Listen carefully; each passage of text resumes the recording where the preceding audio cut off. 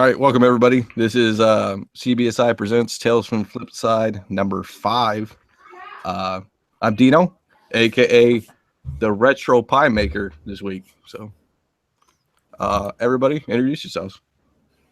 It's Ben S., also known as Paul of the South. John Z with nothing witty to say tonight. Oh, I'm Matt DeVoe. Oh wait, no, he's coming later. I'm actually Scott. That's it? Well, we got Paul. oh yeah. He forgot himself. Pete Up's here, and comics almost cost me my marriage. Is this a segue right into Paul's problems? We'll talk about it in a little bit. it was good. I can vouch for the story because I was actually there. So this is a real life false problem. Real quick, I wanted to start out our podcast. Dino and I handed out some flyers at Toledo Fantasticon. So if this is your first time listening, we do have a language warning. And that's about our only warning. So anything goes. If you take your kid to see Logan, you can take them to listen to this podcast. This is way more tame than Logan. Just a little bit. And then I just want to shout out to a couple people. So at Toledo Comic Con, we had Brian Smith show up. Brian Looper. No, it was Brian Smith. It wasn't What? Brian Looper. Oh, Yeah, my it was Brian Smith. He showed up. He came. Sorry, by the booth. Brian. Yeah, he came up, showed by the booth, talked to us for like 2 days. So that was a good time. Made some deals. So shout out to him. Jacob Dunn too. Some guy was looking for gold keys and westerns, and I pointed him towards Z, and Z said he wasn't selling gold keys and westerns. He just buys them.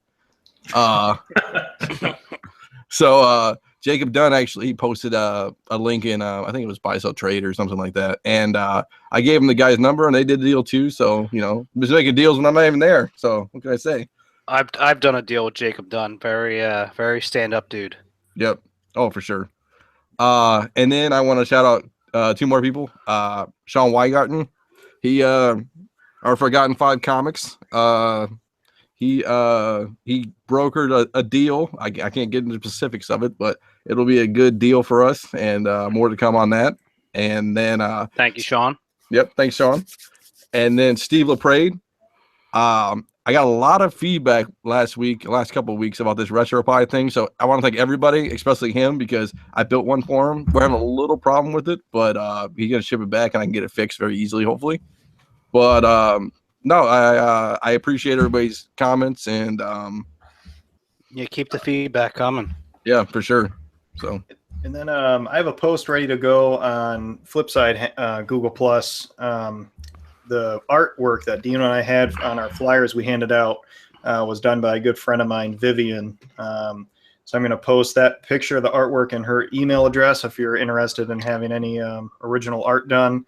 And then also our tape, our podcast logo, was done by a gentleman named Max. So I'm going to send out his email, Instagram, and Facebook links. So I'll put those up live right now on the Google Plus. good stuff. She did a really good job with that. That picture is awesome. Yeah, it was really cool. She did a rough draft and then let me do some edits, and then we were all on the same page, and she colored it up. It's pretty awesome. Have you ever bought anything from her before? I have, yeah. We've known her for a few years, and she made these paper mache little gnomes that were pretty cool. And then she also made a maybe I'll post that picture too in the comments on that post. But she made a like a movie theater scene where the one of the old monsters, I can't remember the name of it, Creature from the Black Lagoon, was I think coming out of the. I think it looked like it was coming out of the screen or something, and it was pretty sweet. I'll post that picture up. Awesome. Cool. So this week's episode, I almost denounced it the free cornbread episode, but I held myself back. So this week we're going to talk about just selling in general, like opening up a shop or Comic-Con prep. We're gonna do it up, man. We are going to pull back the veil, I guess, pull back the curtain in wrestling terms, and we're gonna let people in, I guess. So Yeah, Trey a while ago sent us his top secret document that we're going to share as well. yes, very top secret. The secret behind the Illuminati. Yes. How you two can own a yacht. in 3 You easy two can steps. pump and dump. Right.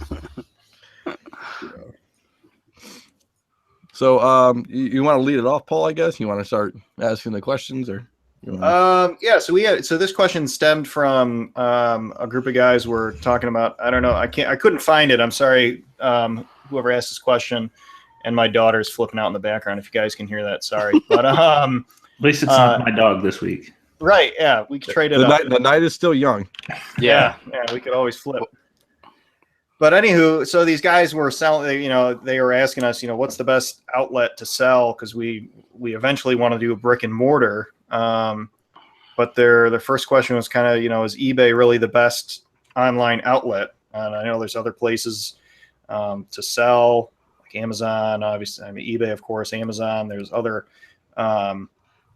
websites, but I don't know. What do you guys think about places to sell other than eBay? Obviously, I mean, a big plug we could do is for a marketplace that we're starting. Yeah, I mean, I think right now that the best place probably still is eBay, because just the amount of people on there. Amazon's like the Wild West over there. I will tell you, I spent some time selling on Amazon. It's a different world. You get a lot of people not listing nearly as much information. Like, I would put pictures up and I would be the only listing out of like hundreds with any pictures. And you just don't have a lot of control over it. Did it help you though, listing with pictures and stuff? Did you get more clicks or something?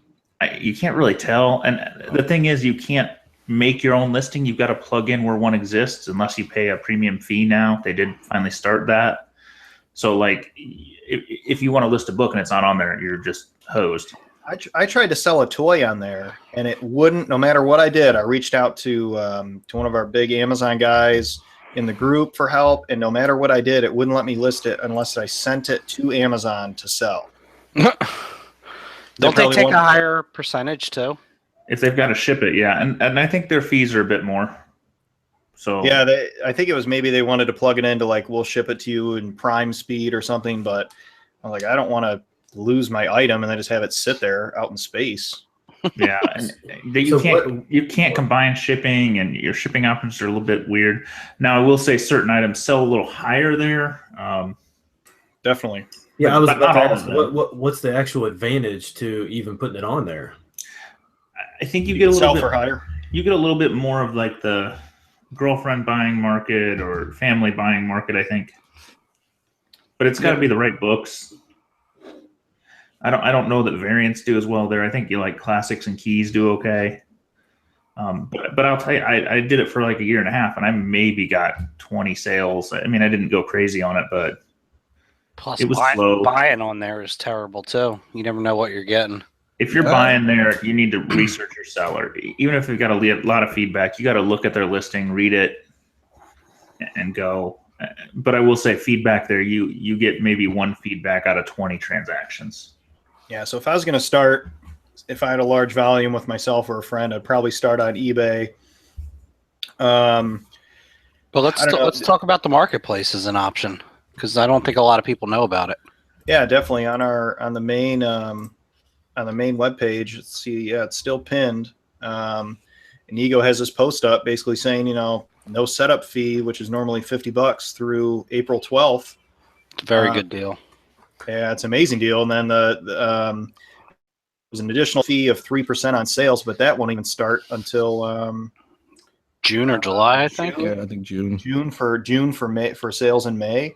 So it's an incredible deal. It's basically our version, a way around the 13% that eBay takes from you when it combined with eBay and PayPal. It's about it's 13%. Mm-hmm. And eBay is going up. I think it's more of their discounts are going away, I guess. Yeah, they knocked the top rate from 20% to 10%. And store cost went up, and yeah. And for those who don't know which website we're even talking about, it's on. If you go to comicbookinvest.com, and then Marketplace. yeah, sign up there, and then the shops are actually at marketplace.comicbookinvest.com.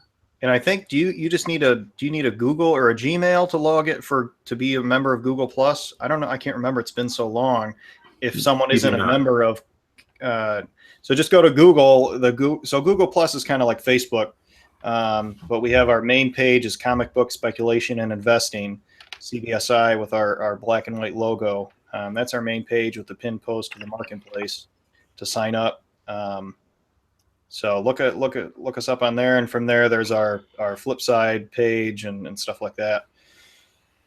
If you're totally new, just thinking on the level of flyers that we handed out. Well, Ben, you have a pretty good shop in the marketplace. You want to explain a little bit about it? Yeah. I mean, I get with Inigo when he first went with the idea, and he was just kind of looking for a few people to at least test it, see how it was working and stuff like that. And I was like, sure, I don't really sell on eBay. I'll set one up. And so he kind of helped me through the process. I helped him kind of, test a lot of the stuff and, make sure everything worked and everything like that. But it works pretty much just not much different than any other comic book website that you go to. I mean, you go and you click on the book you want, buy it. Everything's checked out through PayPal. With an invoice, so there's really no risk to the buyer.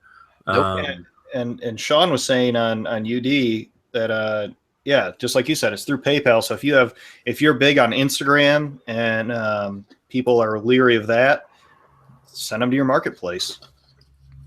No, absolutely, and I'll be honest. I mean, when he set these things up, what, 8-9 months ago, maybe? Yeah, something like that. Yep.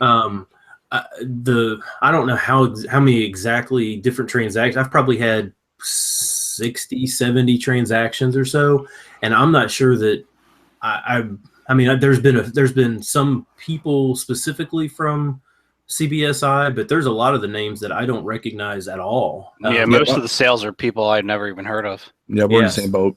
Yeah, so I don't know exactly. I mean, I've got it listed. I don't have. You guys have, Forgotten Five's got a much bigger Instagram following than I do, but I mean, I've got it listed on there. But I don't know if they're coming from Instagram. I don't know where they're coming from, or how they're even. I know that what's the real. Oh, we lost him. Oh my God! We lost him. Mid-sentence. Mid-sentence. I think that was Trey and Inigo cutting him off. Yeah. Hey, where'd that document go that Trey sent us? It's gone. I guess there he is. There he is. Coded to where it's going to pull up 4 books from the shops. You cut out like mid-sentence there. Like, oh, I did. Yeah, 30 About a seconds minute ago.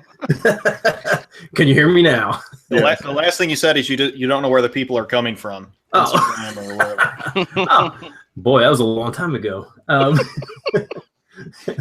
Whoops. All right. Well, so Inigo's got it linked through comicbookinvest.com to where at the end of every article, there's 4 books listed, and they're books from the shop. So if if it's an article about Adam Hughes, it will link 4 Adam Hughes books, and people click on them. I don't know if it does that anymore.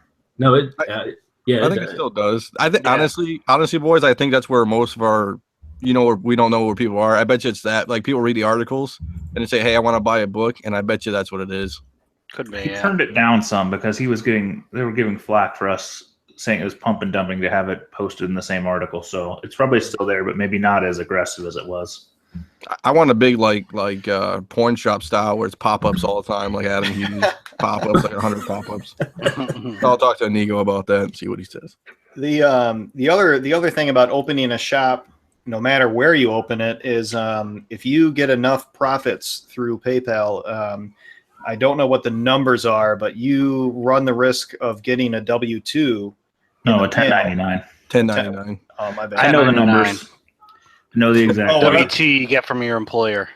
Correct. Z, you want to talk about it since you pretty much know. We know too, but yeah, we'll talk about it. I will say there's some other marketplaces we should mention, but not necessarily right now. Okay. So the 1099 is from PayPal, not from eBay. So you've got to track sales from anywhere that's a not friends and family transaction. So any goods and services transaction. If you sell on Facebook, which we haven't talked about yet, Instagram, you sell anywhere that you use that goods and services. Marketplace. The marketplace, that all tracks together and goes to your aggregate total. Also, it's your full proceeds, every sale. So your shipping portion, which is what kind of caught me this year by surprise. So if you charge a shipping fee, that gets included, even though it's not really profit, it's part gross. of your sale. Yeah, it's gross. But it is a combination. You have to have 20,000 in sales and 2,000 unique transaction, or 200 unique transactions. Yeah, and is the big key there. You got to have both. So you could have $1 million in sales on 2 transactions. They won't send you a 1099. Or you could have $100 on. No, you still have to have the 20,000. You have $1 transactions, like 20,000 transactions for $1 each. Yes, and then you get. Yeah. Now, being said, you should put it on your taxes regardless of getting the 1099. But the 1099 is caused with PayPal's agreement with the government is to 1099 at those levels. Amazon, I think, is 50 transactions regardless of dollars. I think it was on there might be a $5,000 cap too. I think it might be 5,000 or 50. So Amazon has something there. Somebody I know was talking about how they've been audited by the IRS a handful of times, and now they do not throw out a receipt for anything ever because it's so painful if you get audited. Well, we can talk about that, at least from our side of the business side of it, I guess, me and Scott. Like you can buy like software like QuickBooks that integrates into your PayPal. It's kind of free cornbread for people. And I know Scott uses it for ours, and it keeps track of all your stuff, right, Scotty? Yeah, QuickBooks works great. I use it in my T-shirt business as well. I just spent all of Friday trying to build mine because I am not organized, and I wasn't planning on selling anywhere near what I did this year, but I did. Yeah, I mean, I have not sold anywhere near. You said 20,000? 20,000, yeah. I wish. I will say, and like, just FYI, trying to get your purchase history out of eBay, you can't. It doesn't like come out. It just lists that you did purchasing. You can't do like a. I thought you could download it. I think you could download it monthly, but I think after 90 days, they pretty much take all the information out. Well, your sales, I'm talking, your sales are easy. They're on your invoice. They can be downloaded on PayPal. What you purchase, if you purchase supplies or inventory via eBay, you can see a list, but you've got to like pull that data out. I spent the day going through several hundred purchases and adding it to the spreadsheet. I just logged in, and my oldest purchase that I show is from January of this year. Everything else is gone. Yep. So purchase wise, I think that's because do you not use a store? Yeah. So I do not have a store on eBay. I think that is one advantage of the store I've noticed is it keeps more information because I think I've got everything back to where I started my store. Correct. I go back to 2015, but I don't have anything prior to that. Yep. That is correct. If you have a store, it keeps it from the time you start the store until, whatever. Oh, okay. So go ahead. Oh, sorry. Just so for people, so like if people don't have a store and like want to buy just on a small scale, what I usually do is if you get emails, like you bought something, like eBay sends you an email, like, oh, you bought this or you won this or whatever. What I do is I take a Microsoft PDF printer thing, like PDF print it, and then I stick it in like Google Drive and like receipts folder, and then you always have it. So that's a good idea. I mean, that was one of those things I never thought about because I was selling little bits at a time, and then all of a sudden just had a really crazy year. Yeah, but depending on what you're buying, though, pretty much doesn't everybody use PayPal to purchase things as well? So it's going to show up on your purchase history in PayPal, right? Yeah, but you got to sort out what's what there because that's where QuickBooks helps out tremendously. Yes, probably. Like I didn't use all that. Plus, you purchase things through PayPal that aren't on eBay and they aren't related, and you've got to sort what they are. I mean, I had, and then you've got the friends and family transactions that all get jumbled in there, and there's probably 20 different types of transactions when you download your PayPal. And these list. guys are saying currently what they do is they resell at cons or privately. And again, their goal is to go brick and mortar. And I don't think any of us here would recommend going brick and mortar in this day and age. I know it sounds awesome, and going into your local shop is pretty fun and nostalgic, but I think it's just too hard these days. It's way too risky. Yeah, I guess I could talk about that. Because I mean, like F5, you guys were eBay store, and now you guys have your own website as well. I have some thoughts on it too, but I'll let Dino go first. Oh, okay. So we when we established Forgotten Five Comics, what we kind of did was we said, or at least I kind of, I guess I would say, forged the idea. I guess I was going to open a store, and I talked to a couple of people who have stores, and I said, I don't have that much stuff. What do you think we should do? Once you have a store, you need X amount of listings, and then all this other stuff. And I thought, let's do the store thing. And I got Tony and Dino, let me pause you for a second. Just explain to people what a store is, okay. So a store is it's like an upgraded account on eBay. So everybody starts out with your own personal account, and then for a nominal fee, I don't have the numbers with me, but it's like $24.99, right? And then $60. There's different tiers and levels that you can do. And but they reimburse you that $25 in shipping or something every month, don't they? No, they don't. No. You get a bit of a discount on your list. No, you get free listings for 150 listings initially for the smaller one, and 200 or 300. Yeah, the more you pay. Yeah. And then the other thing too is when you start out, you don't get like $1 million credit limit. You get like I think it's like 2,000 cap for the amount of your listings. So like you can't throw up like $100 million worth of books in the beginning. You'd have to set like, I think it's like a couple grand and then grow and then grow and grow. So so basically you open up a store and then you have X amount of listings, and then so that's what we basically did, and we kind of took it from there, and then had a bunch of listings, and that's what the shop pretty much is. You get some more analytic tools too. Yep. What is it? The dashboard. The dashboard, yes. Which they just upgraded, which is really nice. I love it. It's great. Tells you what you've sold, how much, when. You can run sales and stuff too if you have a shop, right? Yes, you can. You can put it on vacation as well. That's something. Vacation is well worth it. Like if you go out for a week, you just say, "I'm going to shut down." Yep. You don't have to worry about taking your listings down. Yes. And then because I bought from those guys, and it says this seller is on vacation until such and such date. But sometimes even then I still get a message from the seller just saying, hey, I'm on vacation. So you can even turn it off where they can't purchase at all, which is what I do. That's what I think that's what we do too. And then the other thing too is, just so everybody knows, is when you're on vacation on a shop, it does say like return date, but I think you have to physically keep going back in the store and turning it on. So like, they do, because I forgot the other day. Yeah, we did that. don't come back and like, oh, it's like a week later and you think your shop's up, because it's not. So. Yeah, we didn't have sales. Yeah, we didn't have sales for a week and a half, and then it was because the shop was still turned off. Yeah, I thought about it. I'm like, man, eBay's been slow. Like we haven't even had offers, and then I was like, oh, because our store's not online. All right, so my thoughts on brick and mortar, because I was just getting into comics when 2 shops opened in my town, which are now both closed.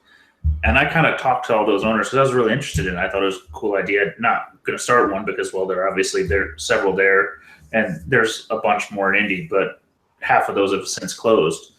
But the biggest thing you've got to have is you've got to have something to generate revenue besides comics. One of them was doing kind of records, used vinyl, so that kind of supplemented it. I use Magic. Magic is another thing, Pokemon, all that kind of stuff. Like Warhammer, those guys have the big sorry to cut you off. My local shop is literally split down the middle, half comics and half, or one of my stores. And then the other half is all the stuff, cards and Warhammer and stuff like that. Those Warhammer dudes are serious. Yeah. And then the other shop, they kind of brought in their childhood collection, which was really not a lot in it, nothing great. And they overpriced it because they were just using some kind of off the rack comic pricing app. And, you put in this book and the Overstreet Guide price is $4 in near mint, but it's a book that's never going to sell for $0.25. It was all kind of priced like that. And then you've got to get your pull list, because your pull list keeps you going, but it's also your worst enemy if the people don't pick it up. Yeah. The other question, sub question, was any organizational tools or software that you use. I know you guys just said the QuickBooks. Yeah, QuickBooks is basically for basically tracking the financials. It's definitely not going to track your inventory. If you don't have a lot of inventory, I mean, Excel's probably the best bet. Other than that, you have to use a database if you have a lot of books, because it gets overwhelming, and the spreadsheets eventually you'll have issues with them. Yep. And Or then, you just keep them in a box and dig through them like I do. I have that book somewhere. So listen, my most simple thing when I list is I have a box or 2 boxes for eBay. These are books are up. Now I know you guys list a lot more than I do at any given time, but I'm kind of lazy. I hit about where my store should be and I just let it go.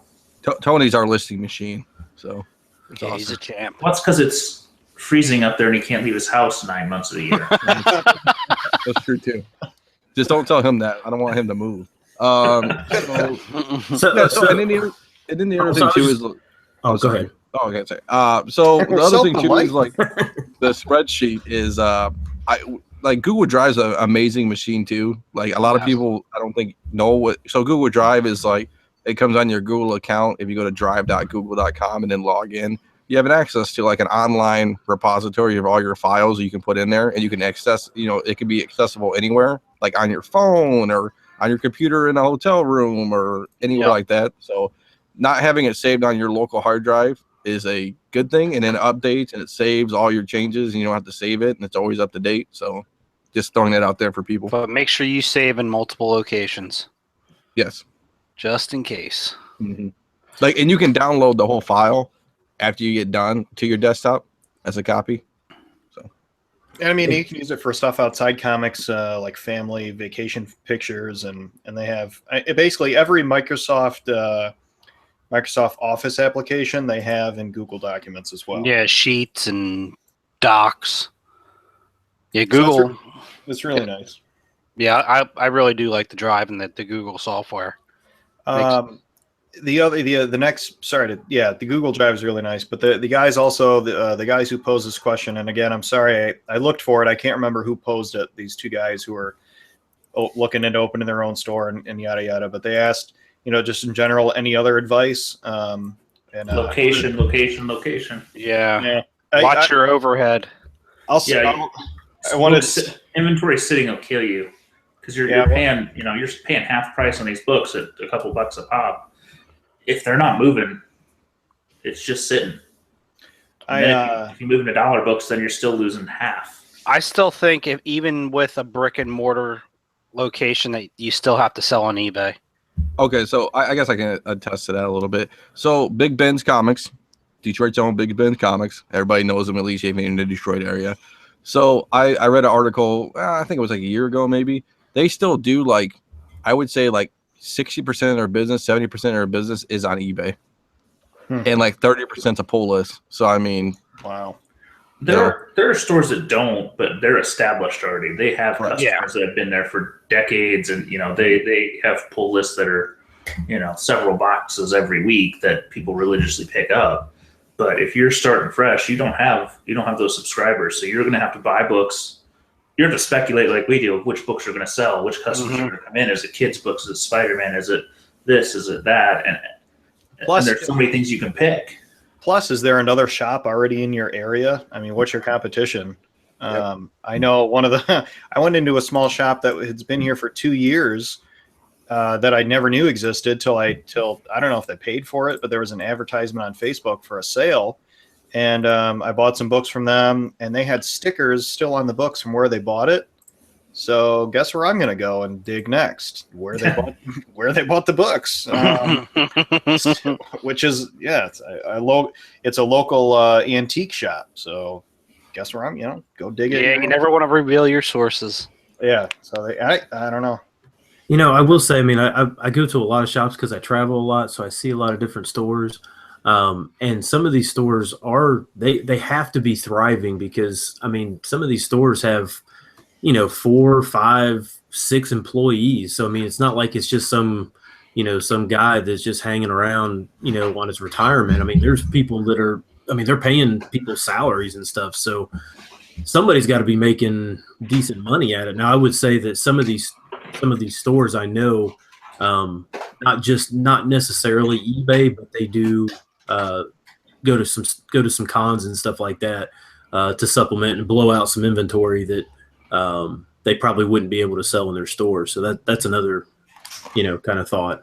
Yeah, like I said, I think the established stores, they have an advantage. They've got people, they just have a base of customer, and they still usually supplement with some other sales items, pops and cards and all that stuff. But new shops, it's tough. I would bet the number of new shops that succeed is single-digit percentage. Well, I mean, I would even think our experience. I mean, like we talked about brick and mortar, but it's like, first of all, it's like the overhead kills you. You got to pay rent on a building. You got rent, utilities. Yeah. And you can't, I mean, unless you hire staff, you can't have a second job. No. Well, and then you got to watch the place too. I mean, I'm not saying comic book employees are, Says the guy from Detroit. Well, that's true too. I never seen a deal I can't pass up. Well, just think, if you're making $2 a book, that's generous. $4 titles, you're making half if you're ordering enough and all that, minus taxes and all that. Let's call it $2 a book. How many books do you got to sell to pay rent and electric? Well, another question, I guess, that I hadn't thought of is what if you want to go brick and mortar, you're listening to this, you're like, never mind. But 6 months down the road, your LCS is, or on Craigslist, you see somebody selling their whole store. I mean, I would think everything would apply. Well, that's a different question then.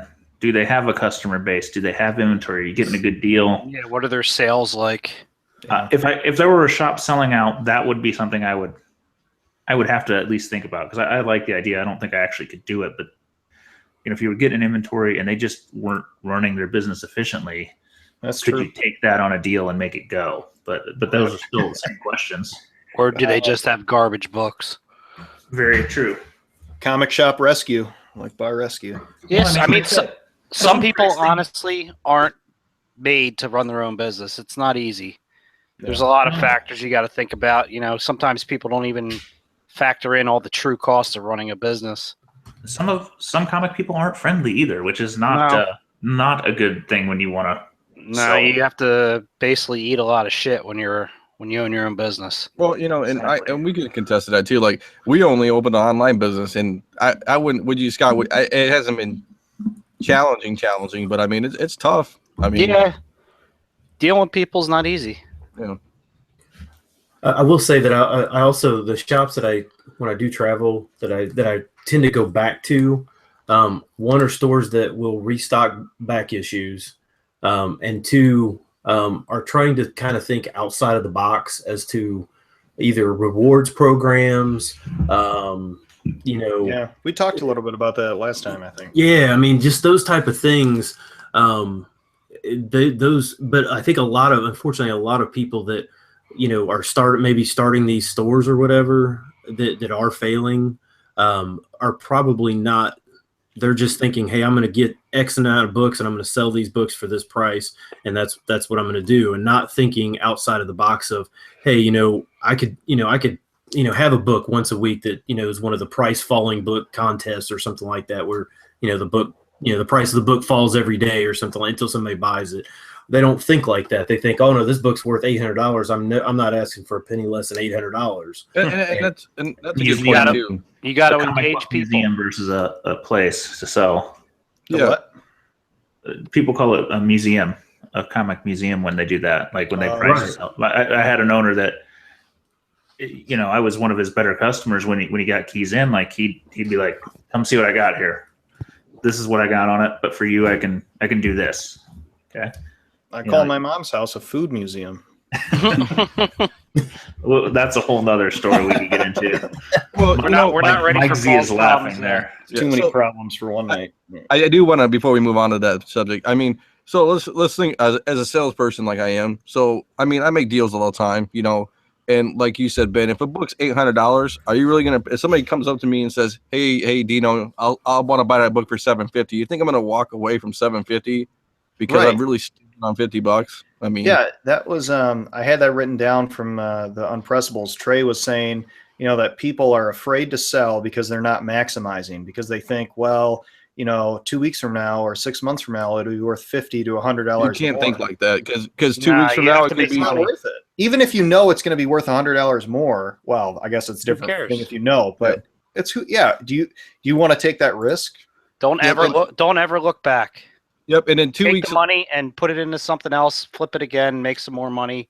That's right. And keep repeating and- the process. and 2 weeks later, it could be down $100. Could be. Well, that's the other side of that equation. If you've got books that were hot and they're not, Yeah, you got to Sell 'em. dump them. dump them. Don't sit on that. I mean, Nope. people get obsessed. It'll come back up. It'll come around. Preacher One's a great example. Outcast #1, another good Yeah. example. Yeah, I I mean, sold Outcast when it first came out for like 10 or 15 a pop, and I wish I would have I was sold okay my with it. Outcast. Yeah. I was okay Yeah. with it because you know what? I tripled or quadrupled my money. I'm out. Yeah. Move on Preacher, to I something don't else. yeah, there's Preacher people might- sitting Preacher on might boxes have of dead spec. I Yeah, don't that- mind sitting on some if you think it's still got potential, but sometimes you just got to cut the cord. Well, exactly. You've got money tied up in this. If you spent 5 on it and you can get 3 out of it, take it and run. Same idea. If I've spent 50 Yeah. and it's not worth 50, it's worth 30, and I have no chance it's coming back, especially like movie spec or something that you're like, I missed it. Let's cut it and put that 30 into something else and try and make 50 again. I mean, think about what the retailers do, like J.C. Penney's, or Mhm. once the inventory is past its prime, 50% off. Get rid of it. Yeah. Use the markdown manager in your eBay store, buddy. Mm-hmm. That's Yeah, right. you're not- Well, and the thing too is like everybody talks about, and this is just life in general, and everybody knows about this. Everybody always talks about the winners in life. I shot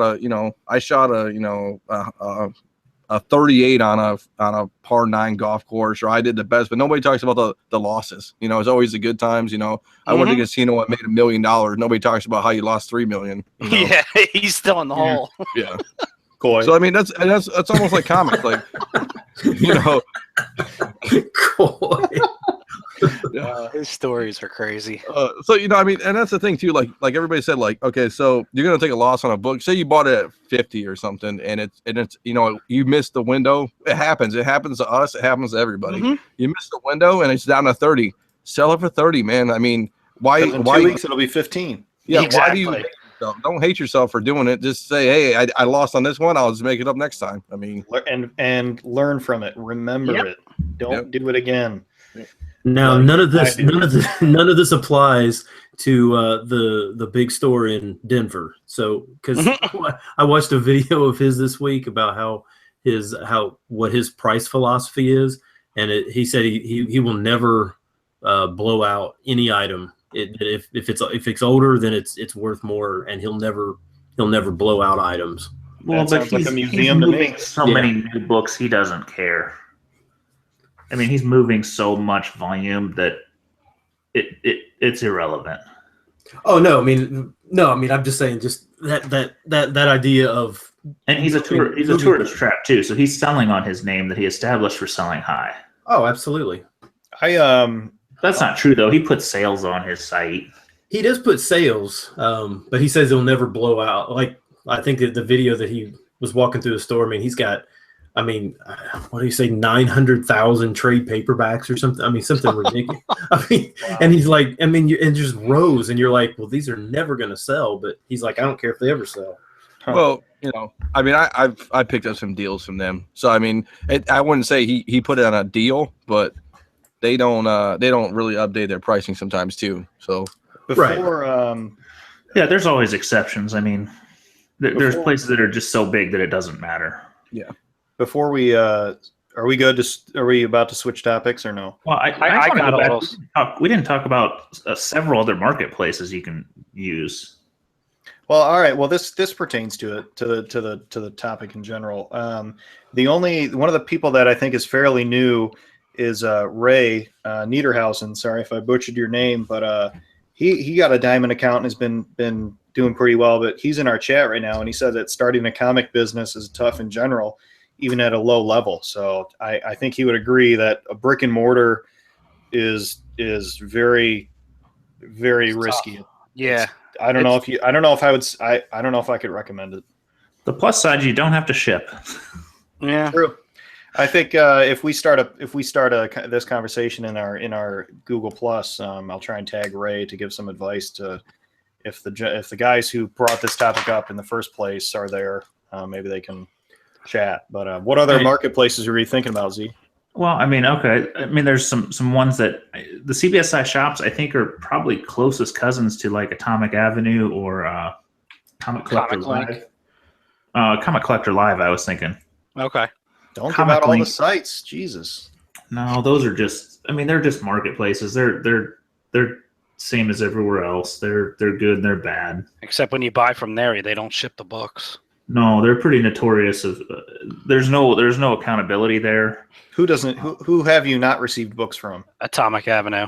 I placed a few orders and every time they cancel the order. Oh yeah, I missed my whole collection by mistake. Yeah. Same with Comic Collector Live. I mean, but it's a lot of that is people that just listed their collections and listed 1,000 books and never go back to it. I could swear that from CCL, I purchased a lot within the period of a few months, and I can guarantee you I didn't receive a few of the books, but I can't remember which ones. No, and they're terrible. Problems, I just gave some money away. Why not? Right? They're terrible. I mean, I will say, if you buy from a CBSI shop and we hear that something doesn't ship, they will be dealt with quickly. I mean, we don't put up with deadbeats in our community. We haven't had one issue, knock on wood, since it started.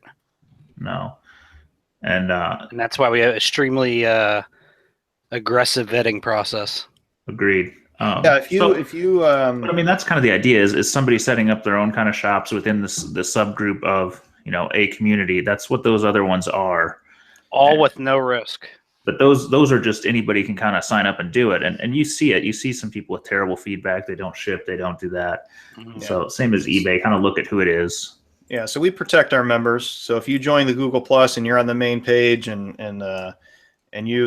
you want more, contribute more, and we'll get you in some other pages that we have. But the same with the marketplace. If you go and sign up tomorrow and we don't know you, you're not going to start selling books by Tuesday morning, kind of thing. Before we move on to the actual like other areas, what advice do you have? We skipped like probably the other biggest selling venue. Instagram. Proceed. I was going to say Instagram and Facebook. I mean, okay, so Instagram's interesting because it's variants and yellow labels sell. Yeah, well, I think it's people who I don't want to generalize. I hate generalizing people, but Instagram I think are the people who couldn't hack it on eBay, and they moved to Instagram. Well, my opinion on Instagram and Facebook is that people need to charge a fair price, because if you charge goods and services, you get a 3% PayPal fee. But these pages on Facebook that charge GPA, friends and family payments plus 20% of the GPA, I think. That's retarded. I don't like it. I'm in one of those groups, and I've sold in one of those groups, but it hasn't been it's been a while. It's been a long while, and I haven't bought into anything in a long while. But I think the mentality is, well, I'm only paying $5, so who cares if they're charging $75 more than what eBay is? I'm only paying $5. And you're specifically talking raffles. I'm talking like there's probably hundreds of selling straight sales too. And freaking Facebook Live has changed the auction environment from. It has. What was it 2 years ago when CBSI started an auction group and tried to run it on the page? I mean, I ran it, and we tried to run it through Google Plus, and then some of the other Google Plus groups were trying to use Hangouts, but they all lagged, and they all, it was tough. You couldn't do what you really wanted it to do, and even on the marketplace, there's an auction form which we've tried to use. It's just auctions are tough when you don't get a full millions of views. Right. But Facebook Live has kind of really changed that market. I mean, I almost hate looking at my Facebook now because there are 15 live streams at any time of day with people buying books, and some of them are almost like addicts selling and buying. How does that, I mean, but again, how do you determine if that's, I mean, that there's not just complete shill bidding on that? I mean, you don't even know who. You can't. can't. And I saw one the other day, yesterday maybe. Wild West. They were doing a flip auction. So they had a pile of books. These are $5 books. These are $10 books. These are 20, 50, 100. And you tell me what you want to spend. And I flip the first 2 books over and you choose one of them. What? That's like just, I like to do razzes, but that's just straight up gambling. Yeah, I like that. Point me to that page. But I mean, Sorry, Dino, I got a bunch of those you can do with me, Dino. Oh, okay. but I mean, they've got Sorry, buy this auctions, they've got live auctions, they've got. There's a store that's in Kentucky that I see on there every day selling stuff. Sorry, this bag and board was empty, so you have to choose the other book. I don't know. You get an X-Men one, Jim Lee, or a Spawn one. Yeah. I buy on Facebook, not a lot, but several times a year. I bet 8 transactions a year. But you're always feeling like you're gambling. Yeah. I buy on Instagram once in a while, and it's a little dicey, but if you pay goods and services, you protect yourself. Yeah, always goods and services. The scariest thing I ever did was a trade on Facebook. Yeah, those are tough because there's no way to really hold each other accountable. I traded we're talking close to $1,000 of items. Wow. But I had checked him out, and he had a lot of feedback, and a lot of people vouch, and it was still scary because you're waiting for that box. Oh yeah.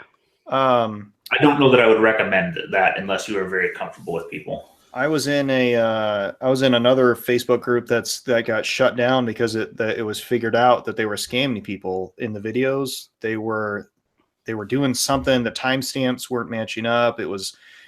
And they were flicking away from the time real fast. And basically they were just making sure their friends won. And then these moderators were deciding who's going to win what book, and just took thousands, if not more, dollars from all their members. So it's I'd rather open a brick and mortar comic store than try and buy a bunch of books off Facebook. Well, I don't know. You get okay. You get some solid people there just selling. I've gotten some great deals. Well, yeah, I'm sorry. I'm talking about raffles again. I'm gonna knock on wood that I got one coming that hopefully is a really good deal that one of the members of the group helped me out with. But I could get the mail tomorrow and be like, son of a. Mm-hmm. So I mean, I've had some great deals. I launched 2398 for about $100 under GPA one time. Nice. And we've talked about there's no matter how good you set it up, there's always those people, there's always that guy, the people who return books and it's not the book they sent, or yeah, if you sell a book on Facebook, everywhere.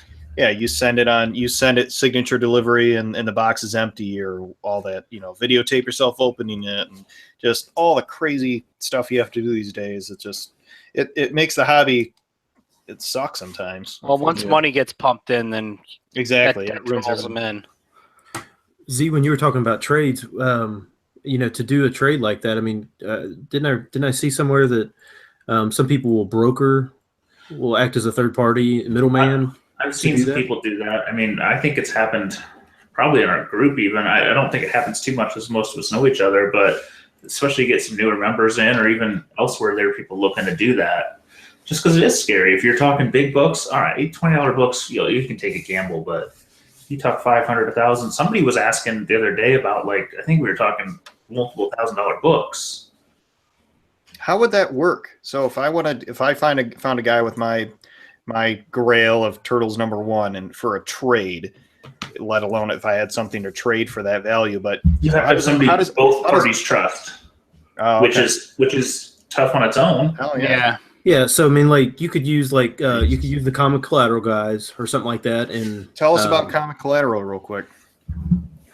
Oh yes, how would they do that? Yeah, so they basically, they're a reputable business, actual business. They've got liability insurance and all kind. They're legit, fully legit. They've got a presence at cons and stuff like that. So they're not just some. They're visible, right? They're visible. So each person, if you decided, hey, here's this $5,000 book. I've got this $5,000 book. We're both going to send them to Comic Collateral. They're going to check them, make sure that they're both legit, and then they will send them on with tracking numbers to both parties, and then they'll just take a small fee or whatever to broker the deal. Right. Nice. But I mean, yeah. Who else are you? Who are you going to do this with? That's the thing is, if two people don't know each other, they don't usually have common other people in the circle. So that's a tough thing. I mean, trading is scary. Trading is scary. I wish that we could kind of get back to where there would be kind of setups. I know Keith out in Denver had kind of set up a group where they meet up and they kind of trade and sell back and forth once a month. Colorado. Yeah. Well, that's our. I would love to CBSI start local. something like that in the Midwest, but it just feels really hard to try and get that group together. Because it's always winter. Winter is always here. I don't know. I keep kicking around the idea because I think it'd be great if you get people live and just let's sit up and try it. I think there's interest in that. I mean, isn't there one down in like Southern Kentucky somewhere that does that? Like down in Bowling Green or something like that. I mean, it's out in the sticks or whatever, but it's just some guys that just they go and they trade and they open it up to anybody who else wants to come in and open trade or whatever. It's called Indianapolis Comic-Con. Come see us.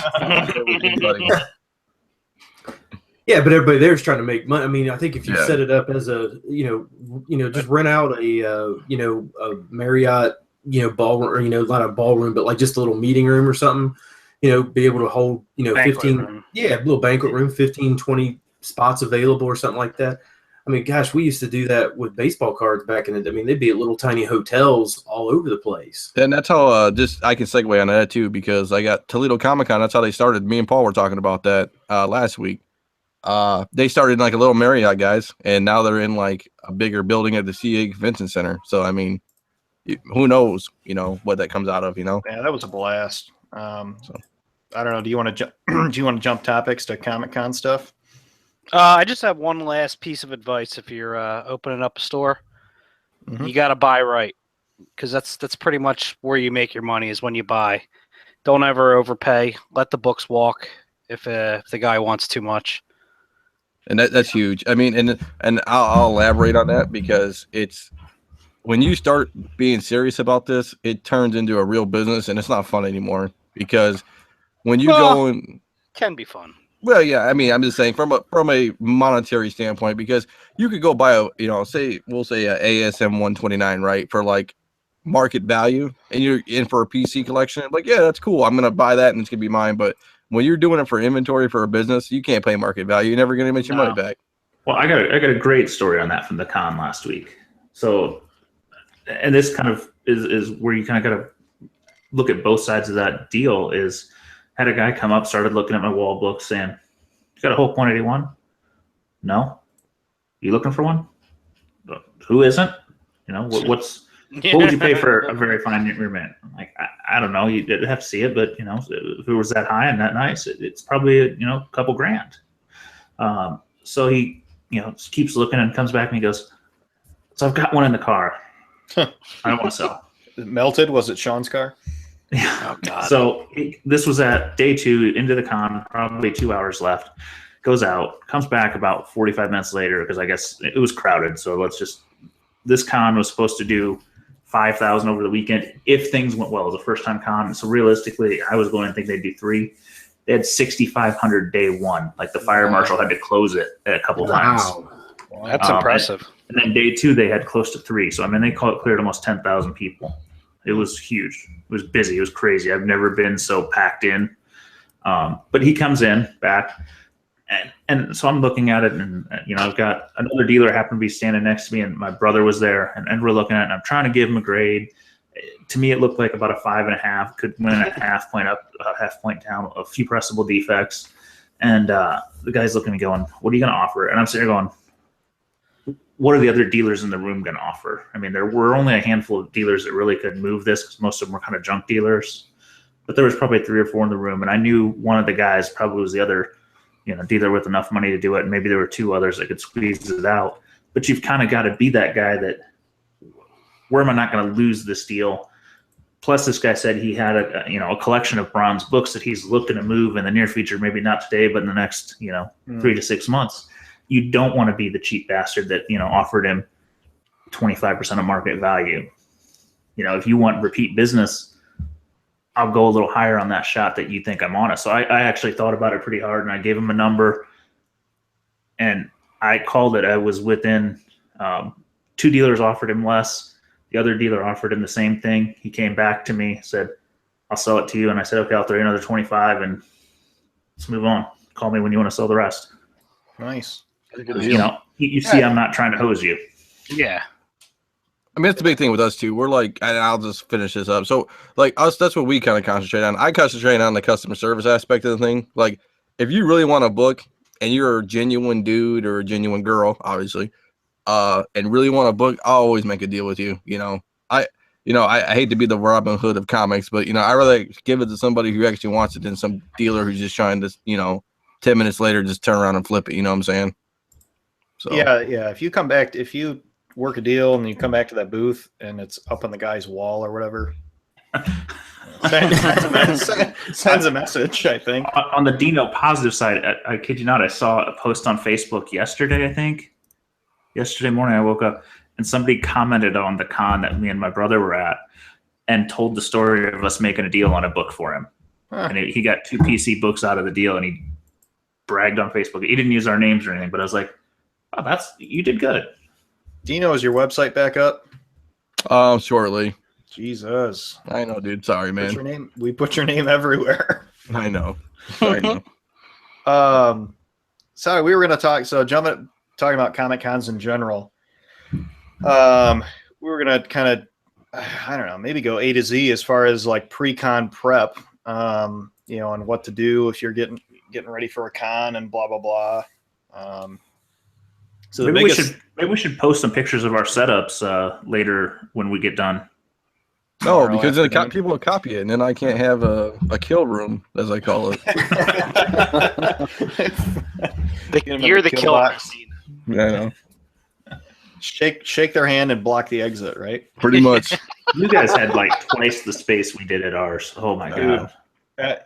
Yeah, we need more CBSI there because we could kill that show. I think we are. It was an amazing show, and Marty was his name, right, Dino? Yeah, I sold a book from actually. So this is how badass I did. I sold a book who actually the guy promoted to a girl who was looking for that book in a matter of like 5 seconds. Yeah, so the promoter, the guy who runs it, Marty, was in our booth with his books, and this lady came in and she was looking for something really obscure. And we're like, nah, I don't even know what the heck you're talking about. It's like Ben C style. It was like hippies and smoking pot comics or something. So Dino pulls one of these books out of this guy's the show owner or promoter, whatever, his box, and she's there, and just perfect timing. Like, oh, this? It's like, Jesus Christ, Dino. He just materialized it out of thin air. Oh, this one? Like, ask and you shall receive. Well, exactly. and then the funnier part was she goes, well, I only can pay on credit card. And he's like, oh, I don't have credit card. So me being a nice guy that I am, I said, how about this? You swipe it on my credit card, my PayPal reader. I'll give him the cash and we'll just make this deal happen. So, and I don't know what that was awesome, man. But, and I don't know what other dealers do, but, the 3% on PayPal transactions, I eat it at shows. I do. I have to. I think you sometimes ask though, like if you're negotiating on a big book, the small books you don't worry about $10 and $20 transaction. But if somebody's on your wall and looking at a $500,000 book, it doesn't hurt to ask. We paying cash or card? Yeah, so you know where you're at. It happened to me when a guy worked a deal and then he just said, "You take card, right?" I'm like, God damn it. That's why I think you got to ask. I mean, yeah, you don't worry about on little stuff, but you get to those big books and you're going to take a pretty hefty fee. Yeah. Yeah. Well, not even just that. I mean, just the fact that cash transaction is basically untraceable. Cash we don't talk about that then. No, we're all write those down and track them for citizens. If you're running a business, you got to have cash sales to hide. You write it down and log it for the IRS. What the hell are you talking about? And then you turn all your little loose leaf pieces of paper to the IRS at the end of the day.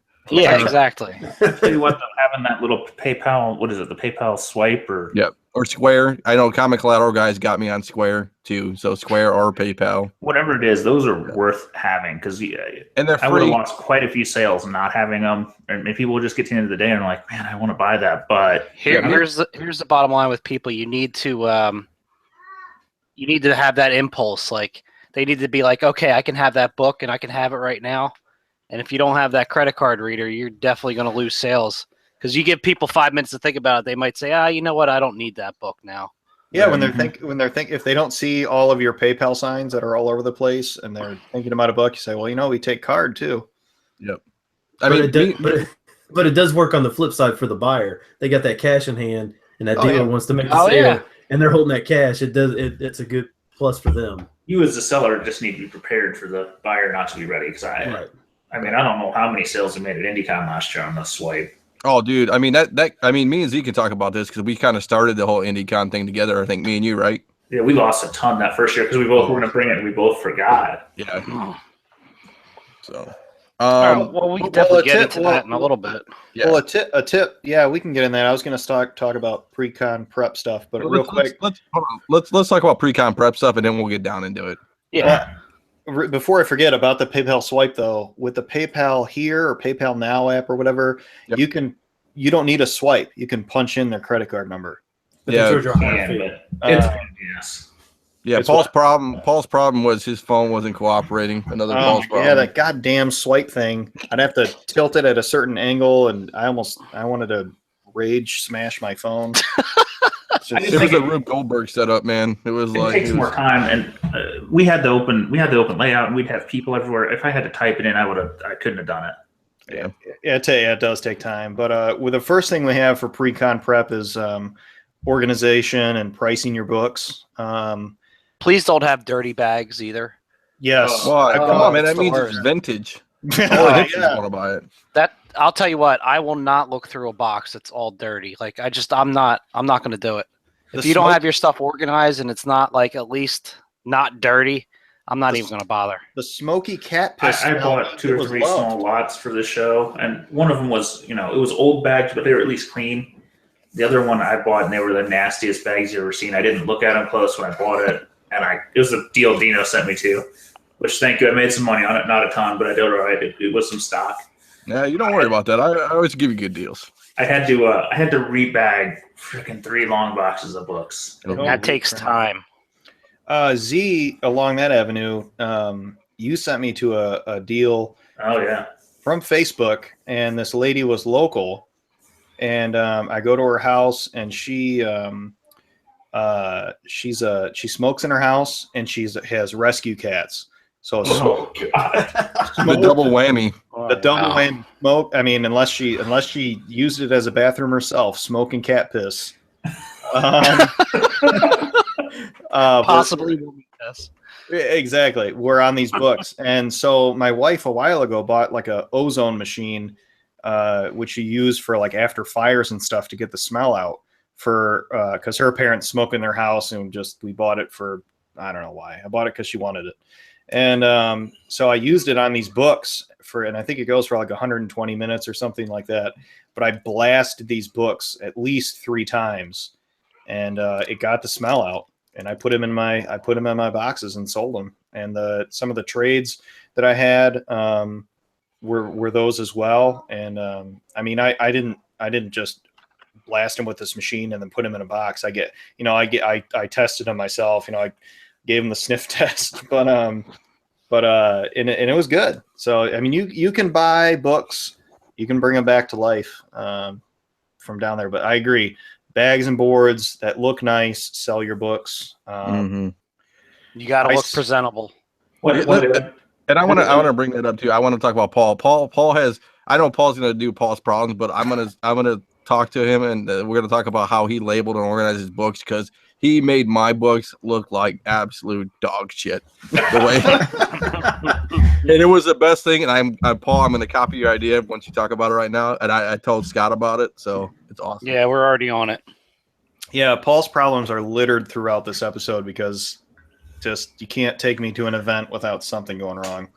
But so I spent I got BCW dividers, and they had different colors, so I grabbed red just because I figured it'd pop. And I bought it, first of all, for my PC collection of turtles, and I figured I went with red because the original turtles had all red bandanas, and also it's just nice bright red. It pops.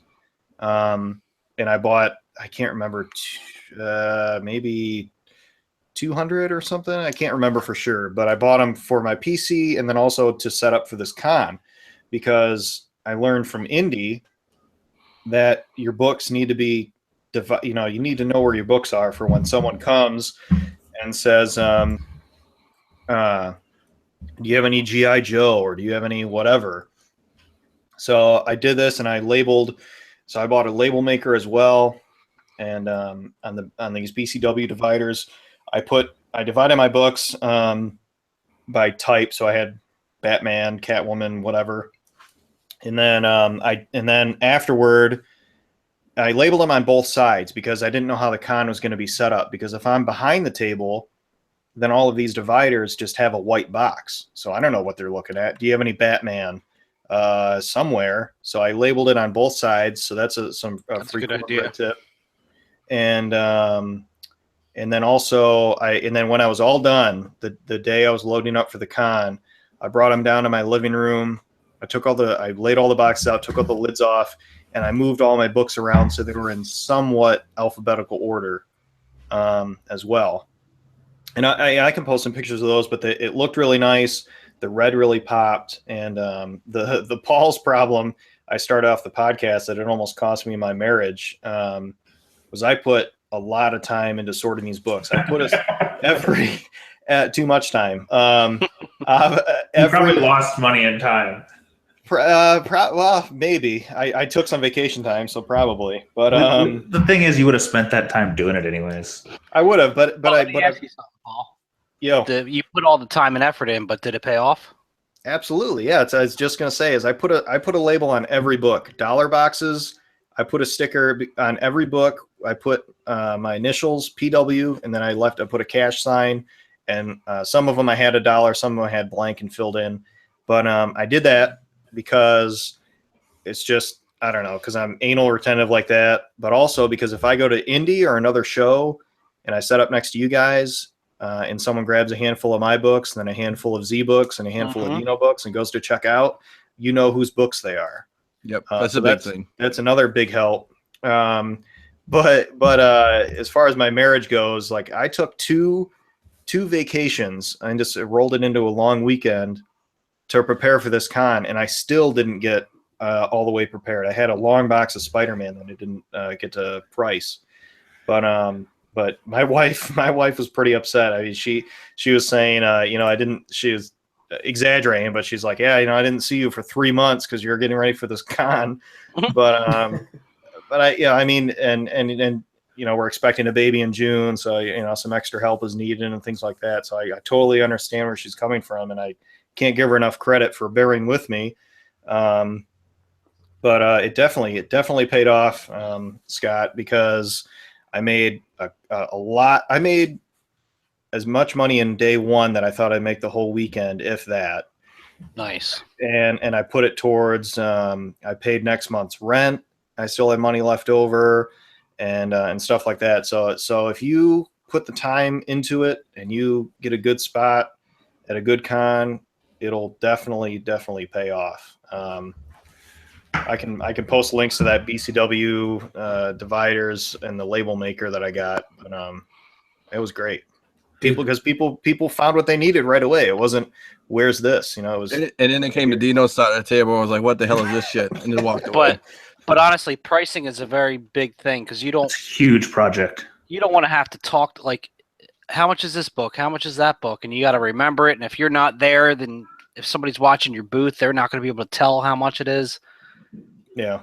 Dino learned this one the first year at Indy. He priced on the back. Yeah, I thought it was going to be cool and slick and be like, well, everybody wants to see the cover, and then I said I'll put them on the back, and then everybody was like, how much is this book? And I spent the whole con flipping books, and I'm like, this is stupid. And, people want to look at your wall and see if you're fairly priced or not, because if you did crazy prices, they aren't even going to stop. You didn't flip them in the good way. Oh no, I was a rookie back then, man. I was just a rookie. And I will say, when you're doing this sortation or whatever you're doing, it's going to take some time and some space. Like my living room was a disaster for probably 2 weeks. I have I have the basement downstairs, which I have a big I have the inefficient IKEA way from that one post, but I have it all laid out in the basement, and that's what I kind of do. Just lay it out and say I have 4 short boxes now because I kind of sold a bunch at Toledo, but yeah, I'll just sit down and just, to be honest, boys, I mean, if you're single or you're married or whatever, you just knock it out at nights for an hour a day, an hour a day, and it'll get done. It'll seem monumentous, but it'll get done. Well, my brother was doing his first con with me, and I kept telling him, start now. He goes, oh, I'm going to start. I'm going to sort them.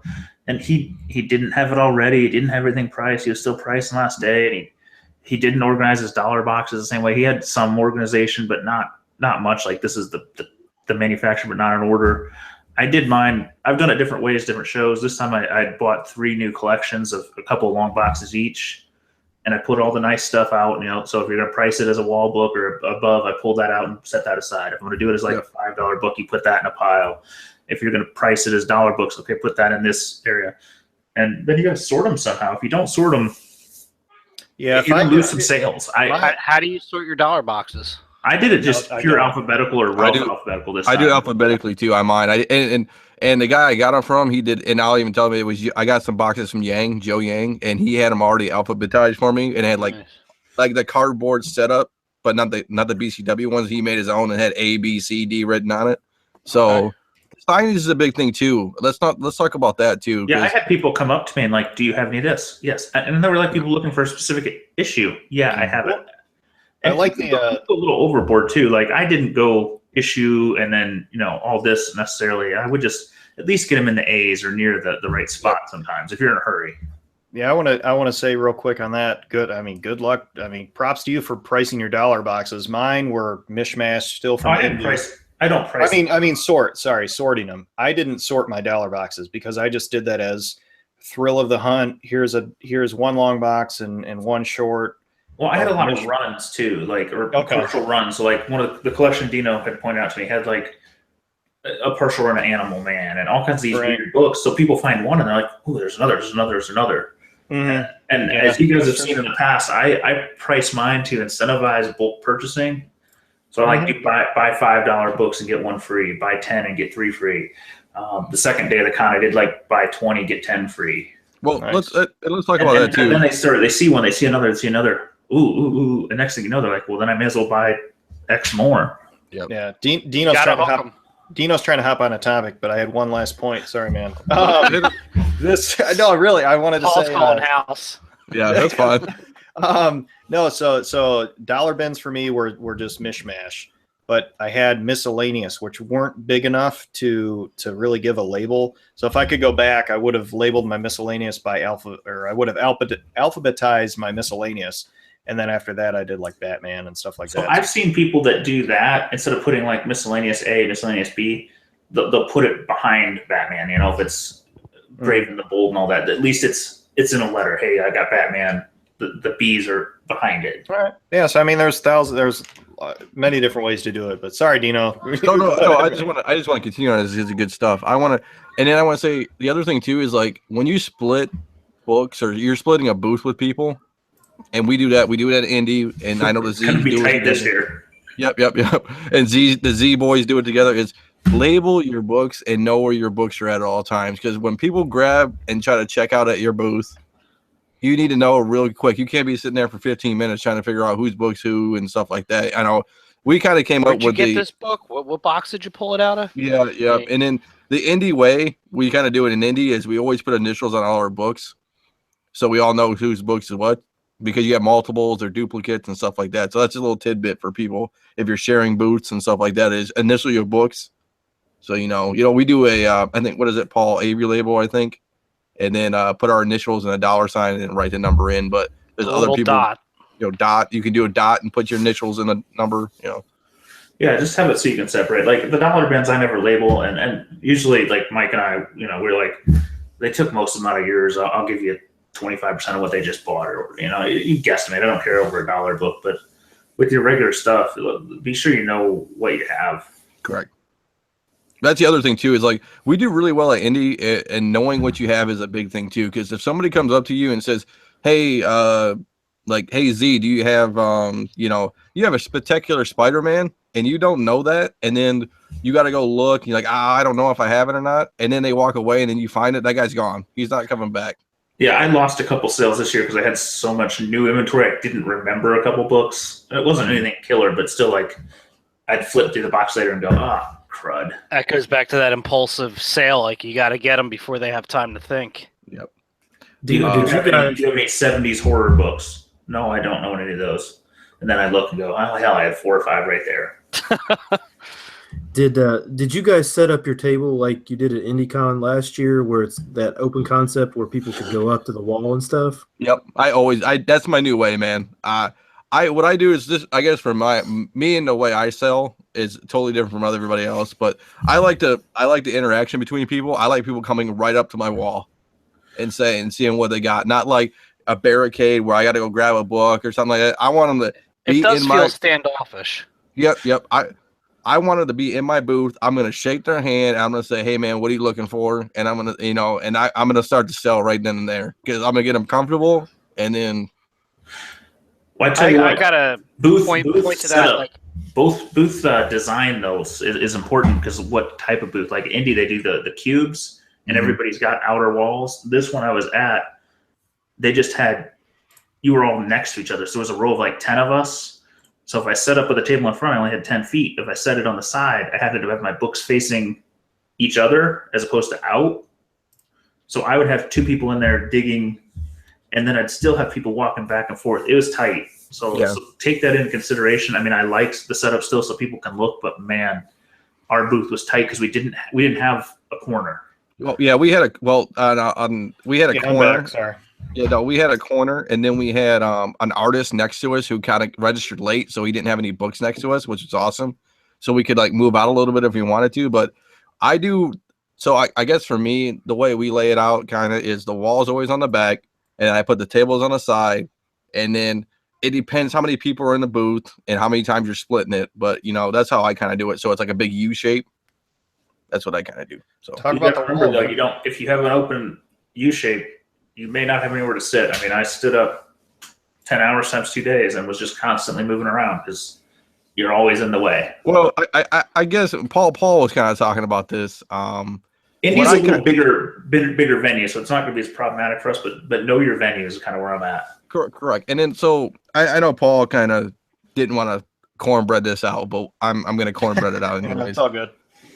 So I bought a mat on Amazon, like the fatigue mats, but like the puzzle pieces that you lay down like at a gym or something like that. Oh yeah.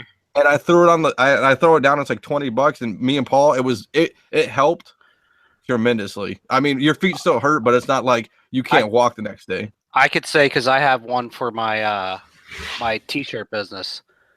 Mine was like $300 though, but it was the best $300 I ever spent. Mm-hmm. This is like if you just Amazon, since we're giving out, if you just Amazon gym floor, it'll come up as that puzzle stuff. Yeah, I know what you're talking about. We were in a theater, like an actual like ballroom, so it would have been weird because it was like fancy in there, and then to bring that in. But you got to know the size of your booth and what you have, because man, this one was. I have never been so packed. I mean, me and Z, I think Z were me, you, and JB at one time we were doing like drafting engineering work on these tables, trying to optimize it at one point. Oh, because that worked out perfect because we just had the right amount of space. This year we're gonna have to look at it a little different, but I still think Indie gives you that outside wall, which helps. Yeah, I saw the setup that we should use. Okay, let me put it that way. And as far as knowing your venues, know if you need to bring a table or two, because this venue gave us one. I think it was maybe an 8-foot table or 6-foot table. That Paul almost broke with all his books. No, we didn't use it, man. I brought 2 6-foot folding tables, and we came in the next day, and it was sagging. I mean, I thought I was going to break these tables, and they weren't mine. I was thinking, holy shit. So I unloaded those tables, gave them a break, but there was a hefty bend of those tables for sure. Also assume that the con is going to overestimate the size of your booth. A 10 by 10, you might get a 9 by 9. And That's extra, and all the feet matter, man. And I guess yeah. I guess I can segue into building a wall. I know 1 year Z built the wall, which is he still uses, right? You still use that wooden wall, right? Yeah, it's good. It's got some problems, but it works for what it is. Yeah, and it's good, and it's good wall. I built mine out of PVC, and I used it at Toledo for the first time. The rack, and you can look back. I'll post it if I have to on the Tales from the Flipside plus page. But what Paul? What did it take up? Like 2 feet, maybe? Well, you have 2 of them. Yeah, 2 of them. 2 No, I feet. meant like depth wise. Yeah. Yeah, it wasn't too bad. 2 feet, 3 feet, something like that. 2.5 feet. Yours By is definitely more mobile. Oh yeah, dude, and it's 4 It was feet. nice. Yeah, and then like you can pop it off, and you can only do like if you want to do 1 row or you want to do 3 rows. It doesn't, it's very mobile. It's very modular too. So, but it worked out really well, guys. I was happy. I guess. How many books can you fit on it? Slabs you only can fit 5 across because they're slabs, so you can fit 25 slabs on a rack. But that's a lot of slabs, man. I mean, I would. Here's another tidbit about slabs. They don't sell that well at cons. I tend to disagree. I sold 7 or 8. Yeah, Really? We sold I those crushed slabs. it, dude. My worst. Never mind. You got to be under GPA to sell slabs. Oh, or around it. Like for me, and I'll talk to you guys. So I'm around eBay when it comes to slabbing. Like like we'll say like Preacher One. I don't know, like a 9.0. What's it like? $150 maybe. I don't know what the prices are right now.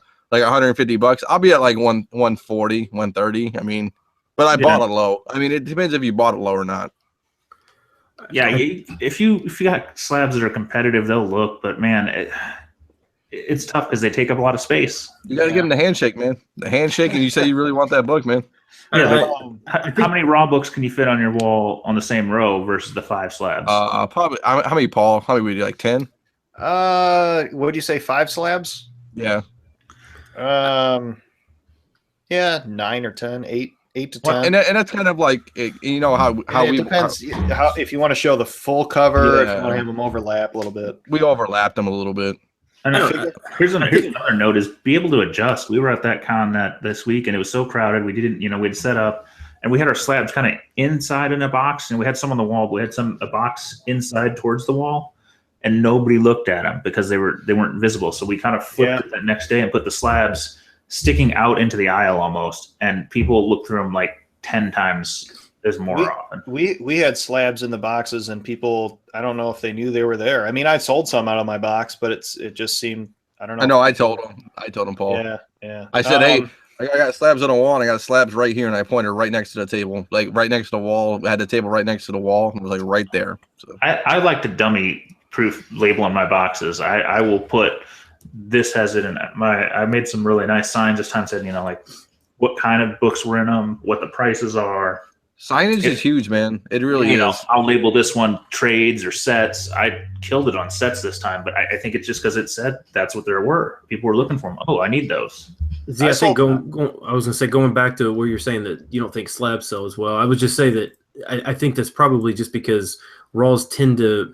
There's always some discretion as to grade and what the actual eBay price is, but slabs have it's a definite what it's selling for. It's definite what the grade is. And so I think people probably just don't think, and dealers generally don't negotiate as much on slabs just because it's more finite.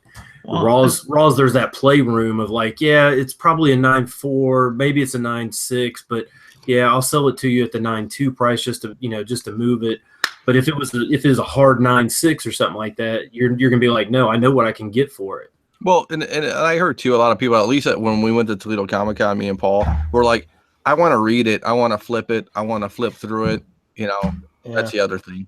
Well, the price entry point is higher on the slab too. So somebody that maybe is going to buy a raw can get it for even 30% less for a similar grade. They're going to want to do that, and the number of people that are carrying $100 are going to want to spend $100 to $200. It's less. I sold some slabs, but they were mostly bargain slabs.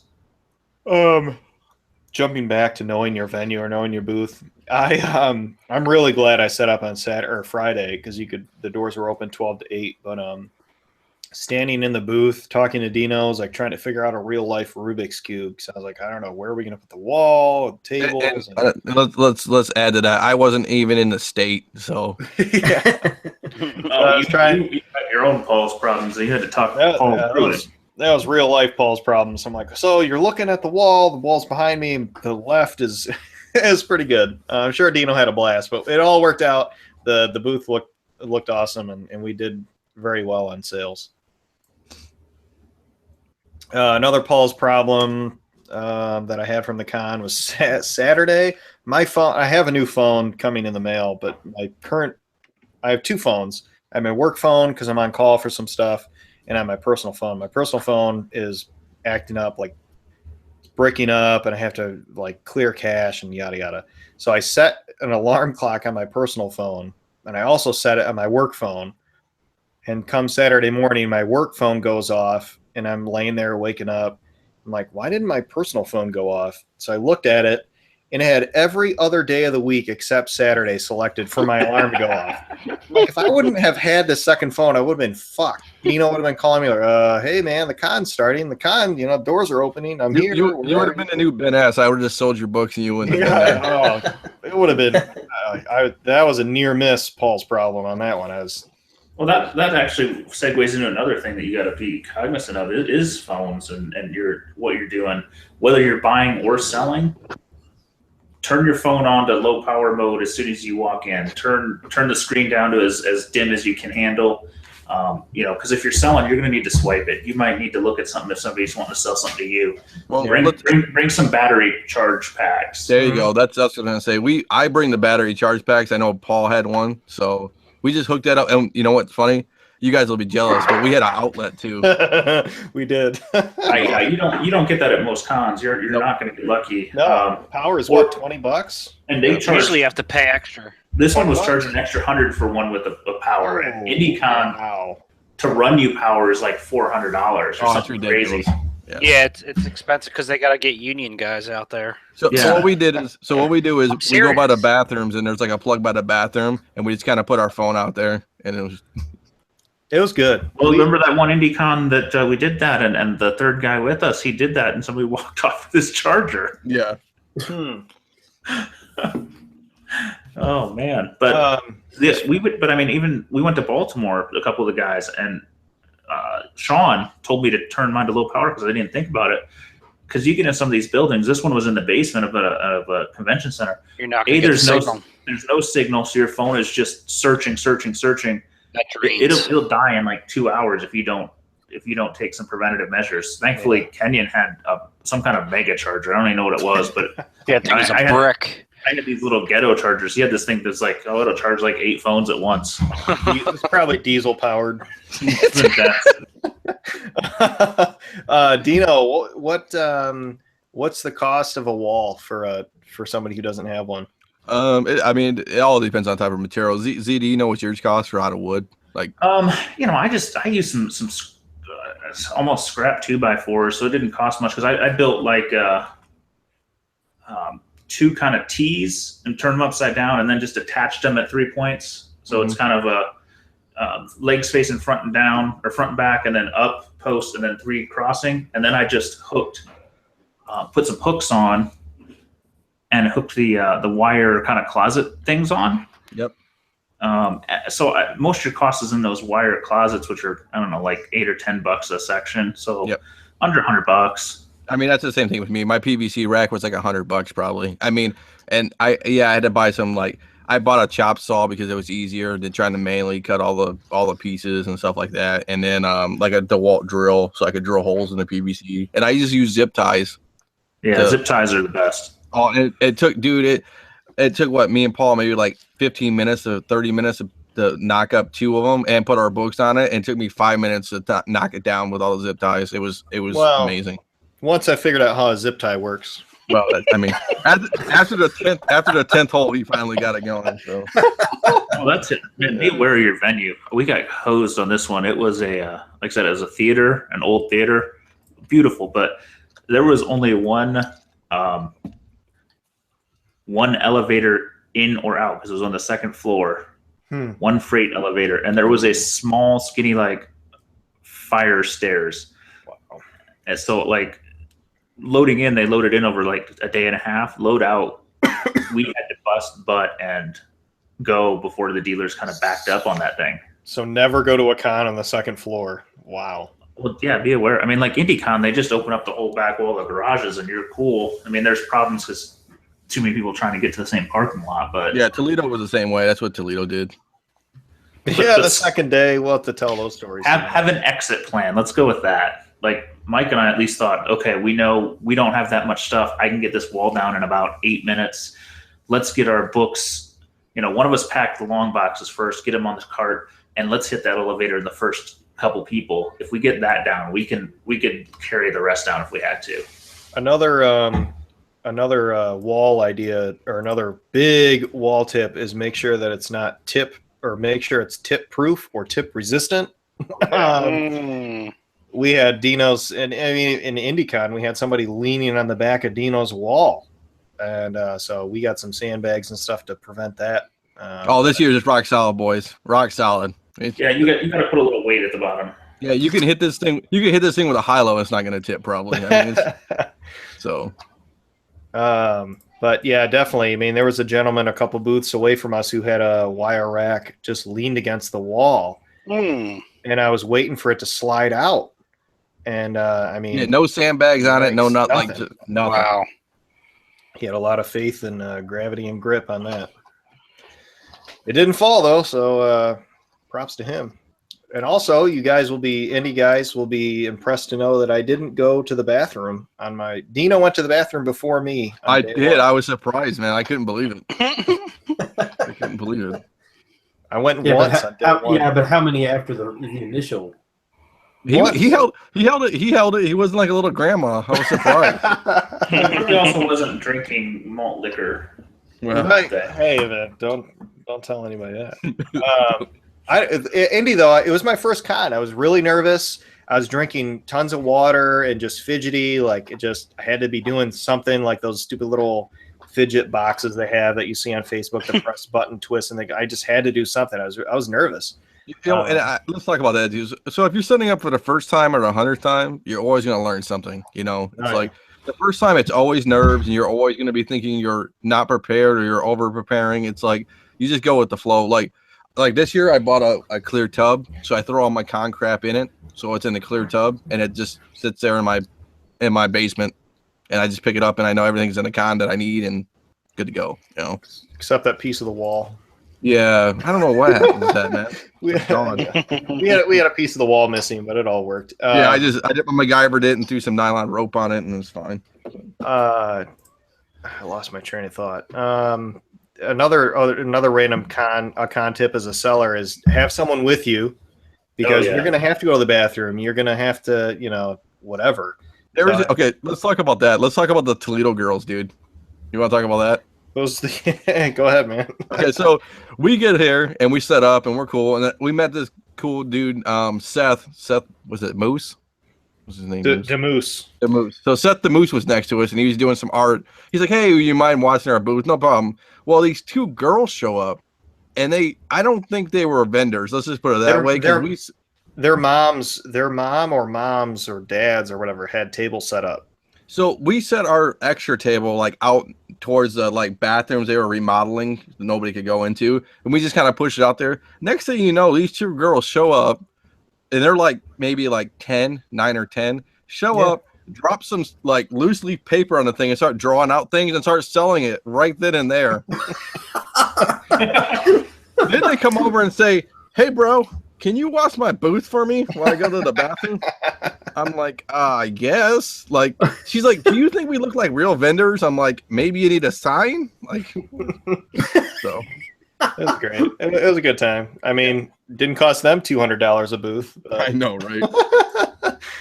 So that was fun. I mean, my wife and daughter came on Saturday, so that they let my daughter draw on some paper and stuff. So that was cool. Yeah, his wife was really interested if we were making any money, because she did say that a divorce was imminent if we didn't sell books.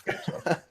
I honestly, man, I put a lot of time into the show, and I told my wife, because her worry was, is it going to take this much time every time you do a freaking show? Because that was the problem. Like, is it going to take you X amount of days every time you say you're going to do a Comic-Con? And no. So I put it, and that's another tip that we didn't say, is I put it, they're all priced. So I said, honey, they're all priced. They're all sorted. If I do a con in 3 months or 6 months or even tomorrow, a year, dude, or whatever, it's already priced. And if it's overpriced, I can make a deal.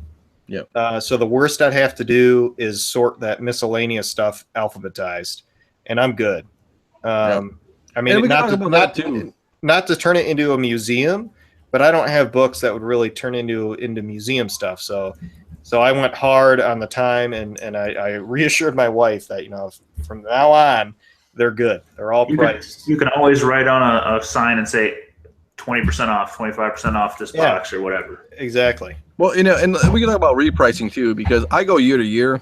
Every year we go to Indy, and I don't reprice stuff. I mean, it might go down, it might go up. And just take a peek. Yeah, I mean, I go through I thumb through my boxes to make sure I don't have like a Nyx 3 that I bought 10 years ago. But, yeah. So I mean, I thumb through my boxes, but I'm not going through looking up every book and like going on eBay and like, oh man, instead of $5, I should charge $6. Like, it's like. And that was part of my prep, is I looked a lot of stuff up on eBay and priced at or below eBay slabs and whatnot. So it took time, and that time was a Paul's problem. But I have a personal theory that I tried to price at easy increments. I don't do a lot of like $7, $8, $12.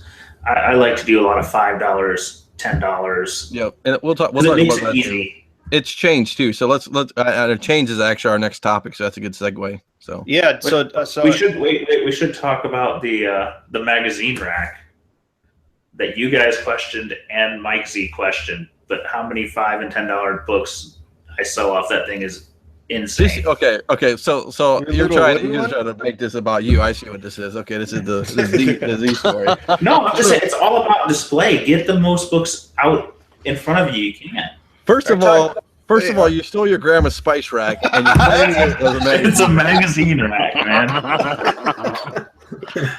Free Life magazine with every purchase. Yeah, no, it's funny. I did question it in the beginning. He's like, you know what? Do you know what? The first couple times we did Indy, he's like, I'm going to bring this magazine rack. And this thing is like a piece of wood from like 1960. Oh, it's like 50 years old. Okay. So he shows up with a thing. I'm like, dude, I really don't want to be associated with this thing.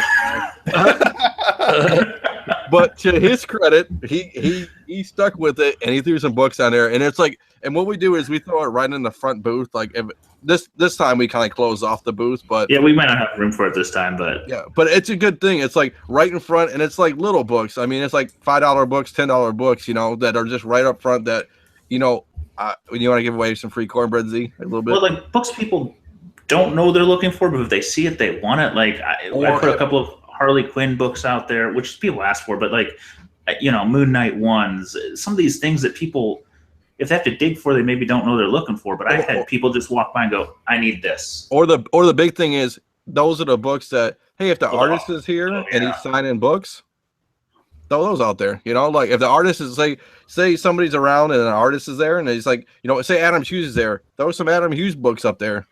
Oh yeah. Blanks.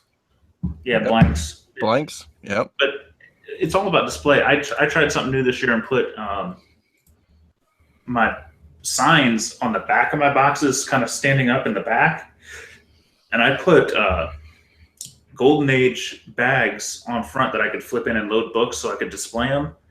It didn't work out because of how the crowds were, but it's all about getting books in front of people. Yep. Yeah. They don't have to look for it. They see it. They can see it across the room. That's the book I need. I'll have to get this. I'll have to record this specific part, but there are a couple inventions that I want someone to make one day. The first is the bag and board machine. That bags and boards for you, no matter the size. You can call it the weeder holder. And that's good. Patent pending. Patent pending for this podcast. I think that bag's something else, Paul. And the second Trojan may want a piece. The second is a device that lifts your books up, that you can adjust the width of, but it lifts your books up. Those books that you see dealers pull up a few inches, so they'll see, oh look, like Z's rack, but it's through the boxes. Like, oh, look at that book, but it holds them there because those books always slide down all the time. But something that you can like slide the book into, and it'll lift them up that way. And then the third is something that'll fill the space in a long or short box to hold your books up from falling flat on their face. That's length adjustable. So those are my 3 inventions that I could retire Somebody on. makes that with like wood. Yeah, like, I saw it's that. just a screw type thing. You can do it with.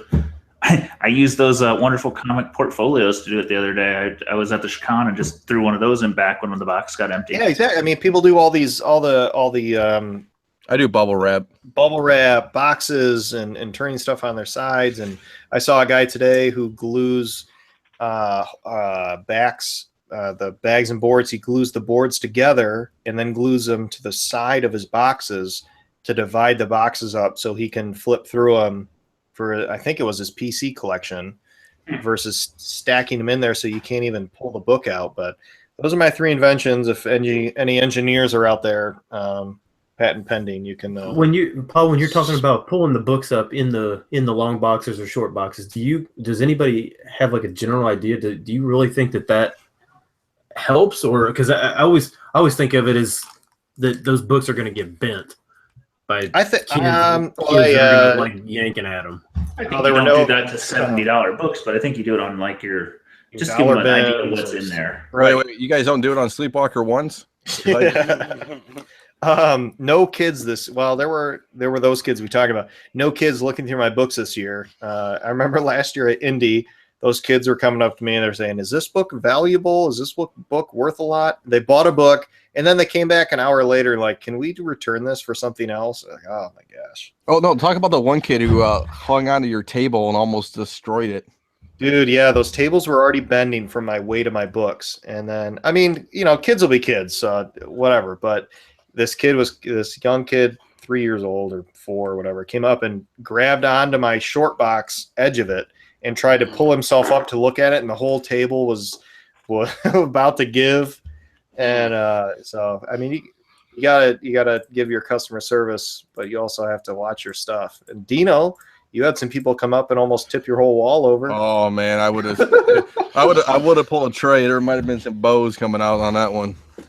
They were taking books off our wall to look at them. I mean, the etiquette was missing. Yeah, I mean, and they were pulling like Walking Dead 19s and like big boy books. Man, I'm like, oh man, big boy books off to look and I mean, it's the parents. The parents helped and kept it under control. But I was saying some chants in my head and trying to keep things up, hold the wall up mentally. But I mean, overall the show was great. Let's talk about change. How much change you bring? Because I want to kind of go back to Z's point of keeping everything like when you price stuff like odd numbers, $7. I mean, price your stuff. If you're gonna price something at $3, round it up to 5 or down to 1. I mean, just stay within the area. My change for Indy, my change for this year was about $200. So I did about 10 $10 bills, 10 $5 bills, and like 50 or so $1 bills. But my Paul's problem, or my Paul story for this one, is I had in my safe at home, I had enough 10s and 5s to cover myself, but I didn't have enough 1s. So I went to the bank and only got 51s out, and the teller just gave me one of those. It was a Friday. It was a Friday, and I just got paid. So the teller just gave me one of those looks, and I almost explained myself, but I was like, just fuck it. Yeah, whatever you think I'm going to use them for. I'm using them for comic books. It's a lot dorkier than you think. Right.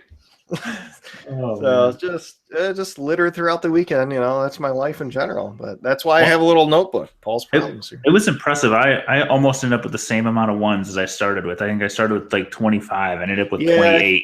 Yeah, I think I think you could get away with like $31 bills or something. No, I think I did. I ran out of 1s. Remember, Paul? I ran out of 1s. You hit ebbs and flows. So if there's more than one of you in a booth, right, you can usually change back and forth. Then you have enough. If you're going to be there solo, I would go to a little more like 50. Yeah. Well, then you always have the dealer next to you is like, hey, man, you got change for this 20. One thing I did better this year is IndieCon last year. I think I did $1 books, $3, $5, and then up, and I had separate boxes for each. This year I just did dollar books, sets, and then everything else. And I still did some $3 books because there's some stuff that you're like, nobody's going to pay $5, but I don't want to do one. Yeah, You know, I had some nice bronze and things like that, but I just put them all in the same box. So anything from 3 up to even 100. You know, if it wasn't on the wall, it was in those boxes. And I got a little more traffic on those books because people just naturally ignore a $3 box for some reason, or $2 box. They want $1 or they want the nice stuff. Nobody's looking for that middle of the road stuff. Yeah, when I was in Indy, I had a my sign literally said $3 to $5 miscellaneous, and it was just a ghost town. Nobody went in there. No. There was good stuff in there, but it's so strange. The whole marketing, people who are like marketing professionals in that area, and there's a hell of a science to that stuff because it all psych and psychology and all that stuff. It's true. It works. Yeah, I mean, I just labeled. I've made signs that had my store name, and then I put silver, bronze, golden, pre-code horror. I listed anything that could potentially be in there, variants, keys, and I put it all on a sign and just said $3 and up. I don't know why you made all the signs. I just thought you did Westerns. I did put Westerns because I needed one more word to fit, but I don't think I had any in there. I think I had one book that was a Western. Have a restored section. Yeah. The married comic section. You guys know how many restored books I have? Zero. But it doesn't matter. Everybody now thinks you have a sold ton. them all. Do you know how many Westerns I have? Like What's your Grail Western book? Since everyone thinks that's only thing you collect now. I don't really look for them. There's some cool covers. But some of them, there's some that kind of almost cross pre-code horror. There was one I posted in the chat the other day that I don't even want to really talk about, but it was like one of the most offensive ones I've ever seen. I was going to ask if you bought it. I'm looking for one. I thought you had a beat on it. There's some online, but I'm going to look for a higher grade one. But really, there's not a ton in there. There's some that I think it's the ones that cross genre. Like nobody's buying those photo cover ones of, Roy Rogers and all that. Oh, one that seems to sell really well, which I've watched a few. I don't really want it, but like Lone Ranger one and some guy at Toledo was asking about Lone Ranger stuff. Z. Lone Ranger seems to defy a little logic. Not all of them, but the early ones. I think John Wayne covers do pretty well still. But I more apply the same rule as anything else. Is it a cool cover? Yep. Unless it's a key, but there's only a handful of Western keys, first appearance of certain people, but even most of them are irrelevant now. So Mr. Mike Zercher put up in the chat, don't forget about grocery bags or something to give people to carry their books away. Oh, yeah. So that's huge because we forgot that one year. And how many times did somebody say, hey, man, do you got a bag? Oh, yeah. Especially if you're bundling books. Like I was trying to get people to buy $20 and $31 books, and they're like, dude, I got to carry these. You don't ever really want to tell a customer no. Yeah. So I was gonna say those bags that you guys made were awesome. Yeah, those are pimp. We just brought grocery bags. Like we'd saved up 100 of them and just brought them, but we were out after the first day. I mean, they were cheap too. I mean, Scott, how much did they cost? I think it was like $60 or $70 maybe for the whole box. And they got so in case nobody knows, so we did a custom bag that has our logo on it, and then it has our website at the bottom, and then I think it's on both sides, and then they can fit. I think Paul, 10 books in there, maybe 10 raws in there, probably. Yeah, something like that. Yeah, something like that. So I mean, it can hold a lot, and they're pretty heavy duty, and they're pretty good Mylar, plastic wise, and there were people who came to the con last year and said, hey, you got any bags I can borrow? I gave them like a crap ton of mine. I'd rather them have them advertise my name than his. So bags are important, grocery bags. I know some people do grocery bags, some people do other bags, but yeah, a lot of people are asking about bags all the time. Yeah, I mean, people need to realize especially at a con, like there's a lot of people doing what you're doing, and it's the little things like that are going to set you apart. Oh, Yeah. I made a lot of my sales on like end of day 1, end of day 2 on people coming back around. They're like, I bought some stuff, but you got the best stuff at the con, or you guys got the best prices, or you guys worked with me. I'm coming back. And you could, and I'll tell you right now, you can tell a CBSI table from any other table because we'll work with you. We had like even our booth. I think we had the best books, and we were the cheapest. I don't know how many people come by, especially at IndieCon too. You guys are the cheapest and nicest guys out there. I mean, that And speaks have all the volumes. stuff that nobody else has. Except that guy that keeps going to the bathroom. Yeah. Or Tony that's not there. Well, Tony didn't count. Tony waters the con. Tony sold the biggest book there within like the first 3 minutes of IndieCon, and he was like, "Okay, guys, I'm done. I'm just gonna go buy some books or something." He walked away. And walked away. He came in when he needed to sit down for a while. Yeah. So that's a good point. I know one of the guys, JM Galen 76 was talking about Comic Collateral app has helps for pricing on the fly and spot trades. Oh Yep. yeah, that thing is intense. I didn't need GPA or Go Collect to my life, but man, because I would message Dino maybe once a month on something. Yeah, it was a pain, yes. It wasn't like I looked at things every day. Now it's That's like now I'm like crack. I'm checking things. Anything I'm looking at or anything I'm selling. Where am I at? Yeah, the Comic Collateral app was nice. I used it a couple times for pricing, but as far as pricing goes, Dino or Z, I guess, what'd you pay, if I can ask, for your table registration at the con? So ours was 300, which I thought was fairly steep for a first time con, not knowing what we were getting. Yeah. Elevator cost. Yeah, I mean, I think it was an expensive room, but most of the time they're trying to make their room rental on the dealers. Like that's what they're trying to cover, and then they make their money on everything else. But IndieCon I think is still reasonably cheap at $450 for 10 by 10. Yeah, this is 300 for 10 by 10, which is 2 days. It wasn't 3 days, but they packed in the people, which almost was too many people. I'm pretty sure we lost sales just because people got so tired that they didn't.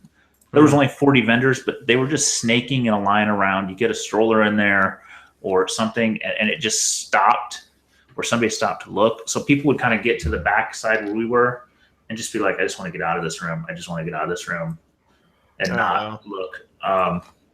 So look at your setup. Like they were only 6-foot aisles, which is like the OSHA minimum. A con should have 10-foot aisles. I mean, it just should. Yep.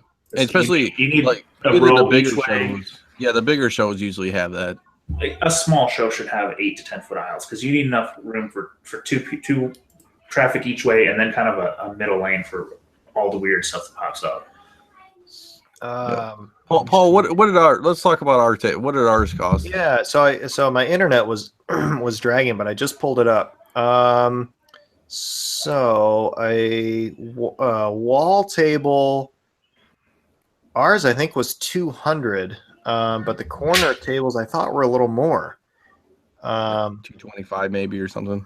Yeah, that's not bad. 250, but I think there's a limit. I mean, if you're going to set up a show, especially for the first time, I wouldn't go for I mean, there were guys. What Motor City Con is almost, I think, almost $1,200 for a table. Jesus. That's why. Okay, Baltimore's like that. Yeah, let's talk about that. So Motor City Con is my home con, out in Detroit here. It's actually in nowhere, Livonia, Detroit. So yeah, so it's out here, and you can tell why the cons don't, the prices are outrageous because you're spending $1,200 on a table, man. You got to make your money back, and that's why there's no room to negotiate roughly, and all the books are overpriced. I hardly ever go. I go on a Saturday now. I used to go all 3 days. I just go on a Saturday maybe just to check it out, and I don't even look at comics half the time. That's how bad it is.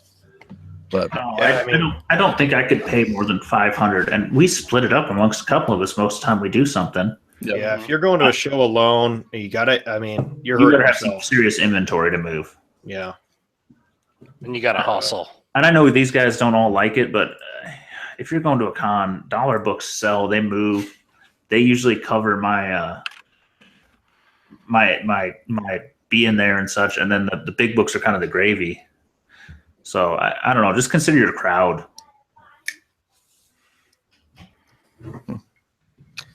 Yeah, I did. That's what I would say too. I try to sell one big book, and then the rest of them, I can't. Like you said, I hustle on the smaller books, and if I would do one big book, I might have a really good con. So yeah, I did not have my big book. I think the biggest sale I made was maybe $100. oh, we made some monster deals. Yeah, Yeah, I I was, heard you guys did very well. No, we just didn't have anybody buying big books.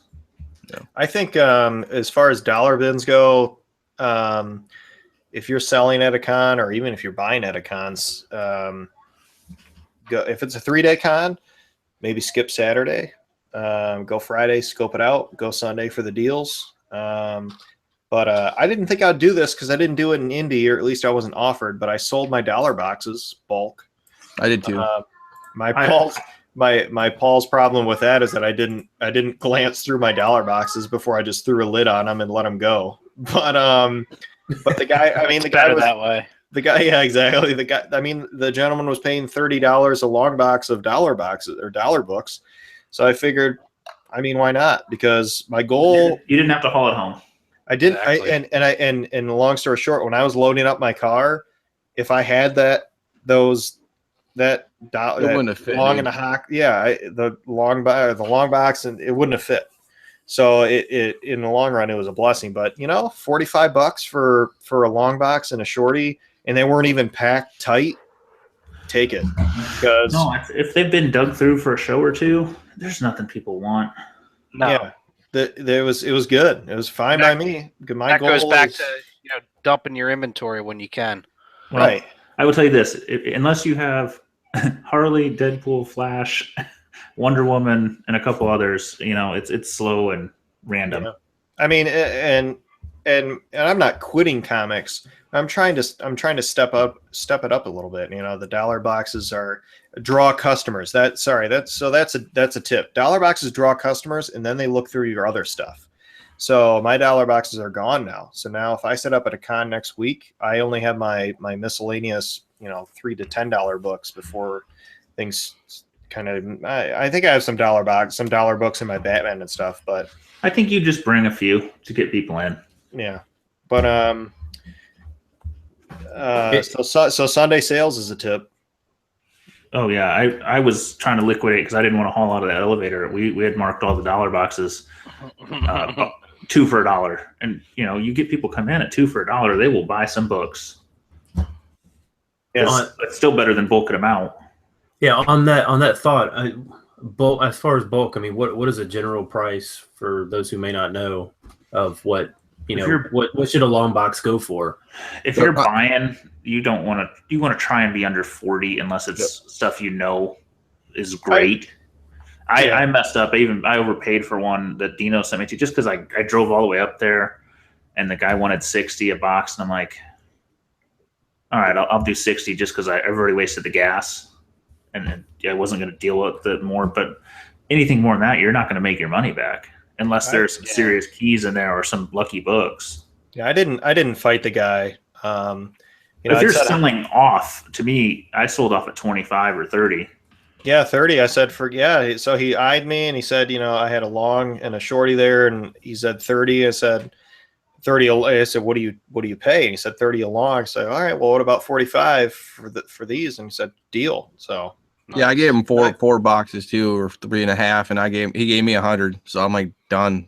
Yeah. I think common after show buy is 25 or 30. And the other thing, what did I have? I had another thing as far as selling. Don't psych yourself out and get too excited and let books go right away either. Someone comes up to you and they're like, oh, I'll give you $40 a long box, and you're like, whoa, yeah, go ahead, take it. And then later, like, oh, what was in there? Or as far as not looking back is one thing, but I know my biggest sale was I had a Werewolf by Night CBCS, I think it was 7.0. Yeah, it was a 7. And this guy just came out of nowhere, and it kind of blindsided me because he's like, how about 500 cash and these books in trade? and it just kind of caught me off guard. Like, And you said, Dino, I need help. I did. I did. I didn't know. I was like, I have no idea. So the only mistake I think I made, because he had a bag with him, is not asking him what else was in the bag for him to trade. But I mean, I got 500 cash. I got a Preacher 1. And I got a X-Men 12, which sold within 20 minutes. And that put me up to almost 600. And then the Preacher razzed, and then I have the ASM. What issue is that, Dino? Do you know? Yeah, it's a 135, the second Punisher. Yeah, second Punisher, which went out for a nice tan in the sun. So it's not the greatest copy, but already Still a good book. Yeah, already within a few days, I'm up to my close to my 700. Nice. So I mean, don't psych yourself out and let things go. But if someone comes up to you with a good deal, just take a breather. I'm thankful. Or say, hey, come back later. I'll talk to you. Yeah, and research it. But yeah, I'm thankful Dino was there, because it just blindsided me. Like, because I priced the book at 700 for a 7.0, which is for CBCS, which is high. I priced it to not sell because that was a semi PC book that I didn't want to let go. And then a guy comes in and he's like, $500 in these 3 books. I was like, I don't. Let me can't say no. Right, and I couldn't say no because I'm there to sell. Yeah. And PC, for those who don't know me, is Turtles, and it wasn't Turtles. Yeah, it's a key book. It's a cool book, but $700 is $700. Yeah, And we thought that wasn't going to move. And I was telling Paul, somebody had a 9.0 in that book. I said, if that doesn't sell, we should go over to the other booth and trade that 7.0 for that 9 over and give him a couple $100 extra bucks, and you might have a 9.0. That would have been nice. I didn't see the 9.0 till later, and if you told me, I must have just been in the zone or something. But so that my regret was not asking what was in the bag, and then not knowing that the other Werewolf by Nights were out there to trade. But those 2 points aside, I got my asking price, which is amazing. And I always do it too. When people come to my booth, I always ask, "What do you got in your bag, man?" If you have a bag, I always want to know. Not go. Hey, you mind me asking what's in your bag? And they're like, "Oh, I got some Deadpool, or I got some Wonder Woman." I'm like, "Okay, I know what you're." Or I always ask, like the kids, and I see a lot of kids starting to read too. And I always say, "Hey, what are you reading?" Stuff like that, and give away books and stuff like that. It's like, $1 books. I don't care. I'll give them away. Right. Or if they come to you and they're like, "Oh, I'm just browsing." Well, all right. What are you reading right now? Yep. Yeah, it's all about interacting and making them feel comfortable. Yeah. I will say, not to anybody from Toledo that's listening, but this is just a show in general. I brought some hand sanitizer, and every now and then I go over there, sneak a pump, and just because you itch your nose or whatever. Money's dirty. Money's dirty, and shaking hands is dirty. Now I was deadly sick last year in Indy, man. Like afterwards, I'm what told Paul to bring the hand sanitizer, man, because I had probably 4 colds at once. Yeah. So anywho, I go home Friday or Saturday night and I use this a lot, and I was like, man, my hands kind of hurt a little bit, and it felt like I dipped my hands in fire ant nests. Just burning like no other on the top of my hands because I rubbed it so I ended up using my wife's disposable gloves that she uses for dyeing her hair, and just caked my hands in lotion and put those gloves on I fell asleep with them on because it was so bad. But I revised my thought on that because I did the same thing, except I brought some lotion because I knew it would happen, and 3 times during the day I did lotion after you sanitize. Yeah, I didn't have that issue. I used the same the hand sanitizer Paul used, and I never got that issue. So Dino's a stronger man than I am. That is true. This is a terrible conversation. Hey, no, listen, you don't want to be sick for 3 days of work after you go to a con, because then you just So Sunday I used it again sparingly. I used a small drop, and I only rubbed the bottom of my hands together, and then I just rubbed it on my pants because obviously the back of my hands was burning. But I mean, another tip is bring some hand sanitizer and maybe get some with lotion in it. But another thing that I had on our list today is bringing or selling food. This was huge, dude. This was the best part of the whole con for Paul. is I emailed the guys because I'd never been to this con before, so I don't want to bring in beer and start chugging beer behind my counter and get in trouble and get kicked out. So I was like, what is your stance on vendors bringing food? And they're like, oh, vendors, you can bring your own juice or whatever and some snacks and all that, so you're good. So I filled up a cooler with stuff, some Gatorade, water, some snacks, and so right there you could save $10 to $15 a day on food depending on what the prices are. And Paul's friend brought cookies. Oh yeah. Dude, that was the biggest thing because kids would come like, hey, you guys want some cookies? And they loved it, man. and Dino was selling them out of his van. Oh, gosh. I mean, it had no windows, but it was fine. But, sounds a little creepy.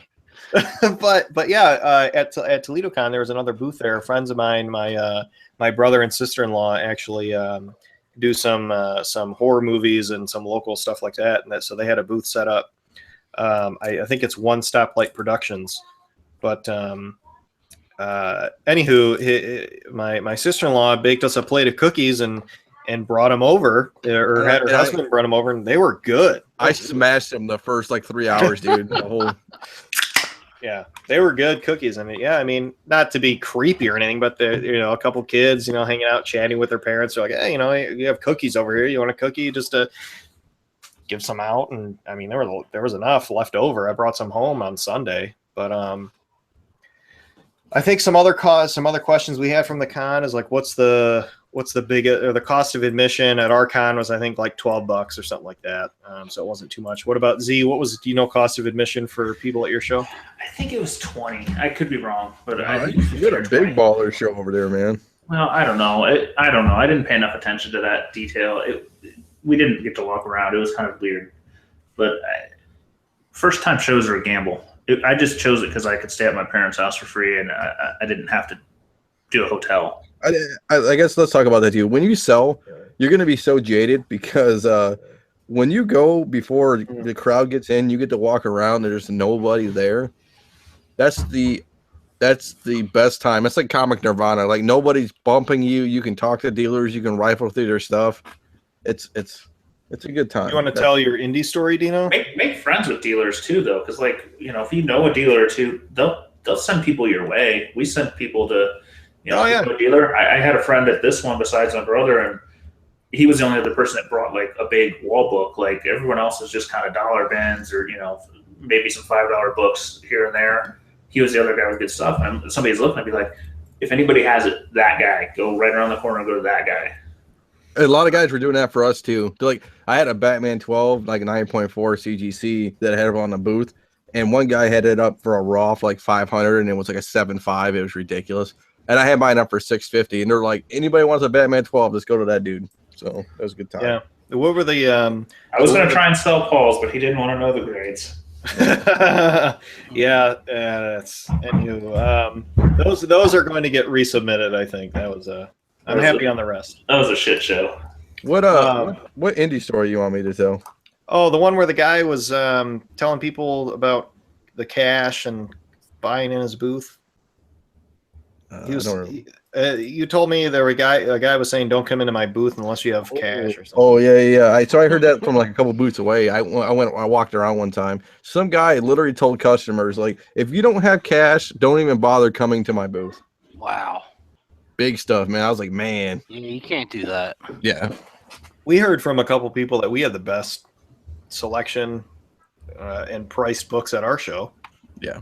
I mean, CBSI, when CBSI does a show, it's crazy because people are like, man, you got some books. And then it's like, yeah, we got books. We know the pulse of the market, man. And we're like pretty competitively priced. Like, we're not throwing like Trey says on the UD podcast, we're not Silver Age guys or, Golden Age guys who have books that are like $800 a pop. It's like we're diverse.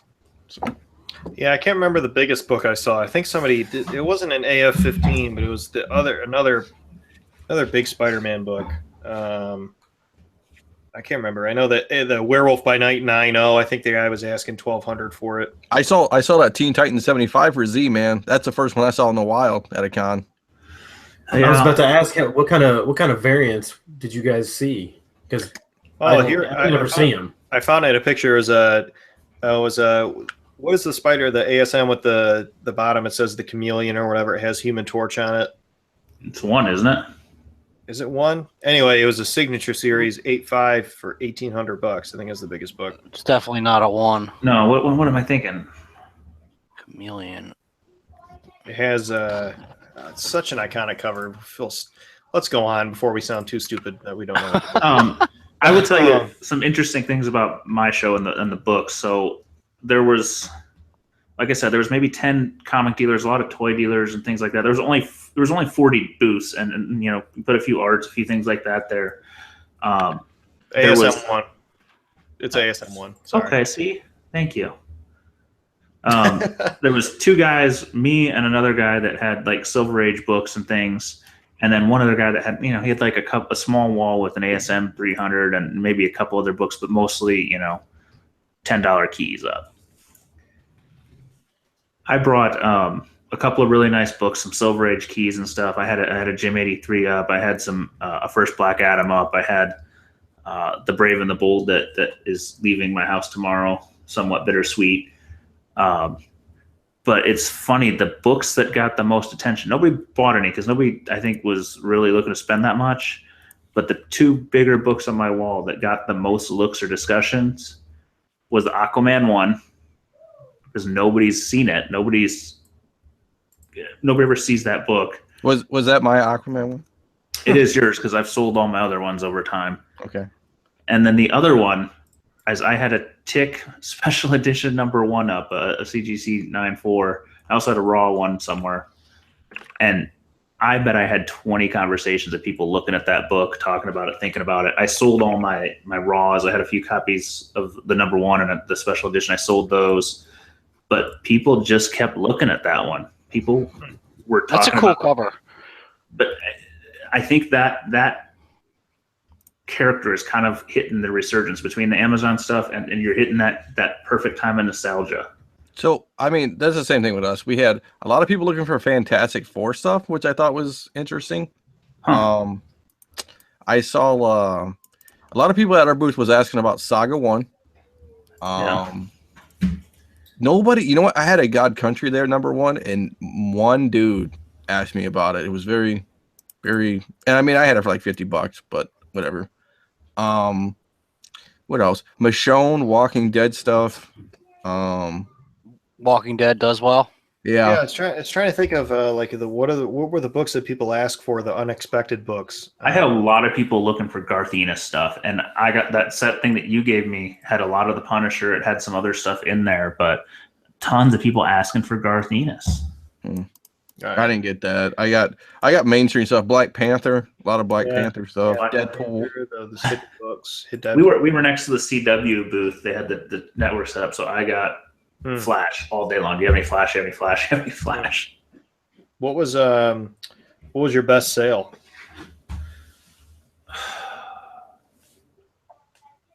It was either first Black Mask or I sold a couple of slabs together. I mean, I think my biggest sale was $70. I had a couple in the 50 and 60, but that's it. What was your best sale? Do you know? I can't remember. I did for the company. I did a Saga 1. Nice. Then I hooked up with Brian Smith on CBSI. We worked out a deal on that book, and he bought a whole bunch of other books from me. Personally, I think I don't even know. It wasn't even like the books you sold for me. Well, yeah, probably. I mean, other things. I mean, I made a couple money here and there. I didn't have like home runs. I mean, I just kind of was steady. Best and worst customer. I mean, my best customer was the guy who bought the Werewolf by Night because that was just out of the blue. I don't think we really had any worst customers. I mean, the people who were bumping into the wall and kind of. Or how about that dude who just came in and said he literally, guys, he comes into our booth like Sunday at like very when it opens. He looks at my wall and goes, "I have that book, that book, that book, that book," and just walks away. Right. Yeah, I get a lot of that. And I started laughing because I was like, it just totally caught me off guard. Like, what the fuck? And he looks at me. He's like, "Why are you laughing?" And then it was like getting mad, and then walked away. It's like, whoa. Yeah. He made that was kind of off guard. Did you guys buy anything at your con? About that whole .81. I did not buy anything because I have problems buying things. I would say bring spare money though, in case the deal walks in.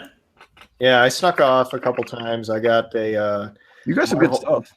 yeah, I was surprised. I got a Marvel Zombies 1 variant 9/8 just for myself. The one with Spider-Man on the cover. That's a good one. And yeah, I messaged you, Scott, about that ASM 569 variant. It was he scored nice on that. Yeah, that was a 9.6, and the guy said, I had my vendor badge on, and he was only a few booths down, and this was Sunday. It was day 2. Yep. Yeah, and it was still there, and I was like, is there any wiggle room? What's your price on this? And he gave me a hell of a deal because he asked, he said, "Is this for you?" And I said, "Yeah, it's for me." And honestly, it was. I don't plan on putting it up on the wall anytime soon or anything. And he's like, I'll give you, I'll sell it for this. And I was like, done. Let me go get my money. And then he had the same seller had a Logan's Run #1, which I just grabbed just because I think it's cool. My father-in-law, that's his favorite movie. So I grabbed that. So those are the only 3 books that I bought. And then I got some stuff from those girls, like stickers and stuff for my daughter and whatnot. But for $800. yeah, right. But those are the 3 books that I purchased. So it was good because I was able to sneak away a couple times, which I knew we did at Indy. We kind of took turns going back and forth. But, Yeah, I don't know. I just don't buy a lot. It's hard for me to buy something that's just, I don't know. Nobody had turtle books. I mean, there was one box that had newer turtles, so I was just kind of taking a gamble on mainly the slabs, just seeing what was out there, and I got some good stuff. Oh, what else? How did Sunday go for you, Z? Because our time change that we lost an hour. I kind of looked at the clock and the doors opened at 10, which was really 9 with the depending on how you look at the time change. But 11 o'clock rolls around and that's really 10 o'clock. Oh, sorry. So that's kind of when people were starting to trickle in with the time change, catching up on their sleep, which I think Sunday's a slow day anyway, but then to throw an hour time change into it, and our show was 10 to 5 instead of Saturday, it was 10 to 6. I think it maybe in the long run cost us a few sales. And Z's gone. That's okay. Oh. I'll talk about Z. So Z, I'm back. Z said, okay. Did you hear what we were saying or no? I heard something about time change and hours. Yeah, we're asking how the time change affected your Sunday because people lost an hour of sleep. And our Saturday in Toledo was 10 to 6 and Sunday was 10 to 5. I think that's always pretty standard. I mean, IndyCon lets out a little earlier that second day. I think it's just so people can get home. I don't know. I was off a wacky sleep schedule, so it didn't really affect me at all. But I mean, customer-wise, like we saw an influx of people at about 11.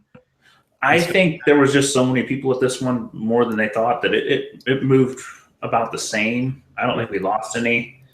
I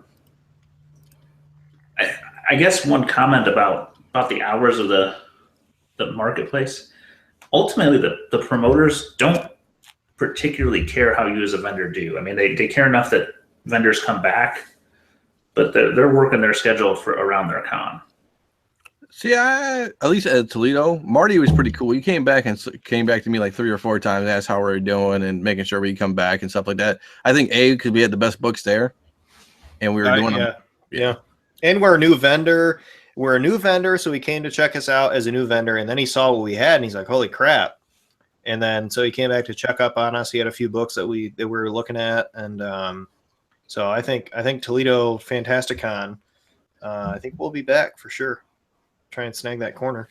Yep. Well, I think if you do a good impression, that helps too. I mean, right. I got recruited for like 4 other cons trying to get people to go, get me to go. But it's, I think if you bring nice stuff, you display nice, you look professional, it goes far. I mean, there's a lot of people that just throw some boxes up and say, "Hey." Yeah. Go. I'm looking at my little notebook for Paul's problems. I don't even know if I want to do one tonight. We've said so much. You guys want one or not? What's that? A Paul's problem story. Of course we do. one from the notebooks. Yeah, let's get a notebook out. I'm trying to think if I want to. This one's pretty embarrassing. Yeah, are historical Paul's problems better than current Paul's problems? This one's pretty. This one is, yeah. This one's embarrassing. So we'll go for it. Here we go. Hi, Homer.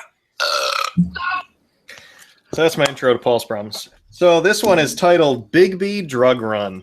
Bigby is a local coffee shop that used to be called Beaners until people got offended by the name and they renamed it Bigby, but Cracker Barrel is still Cracker Barrel.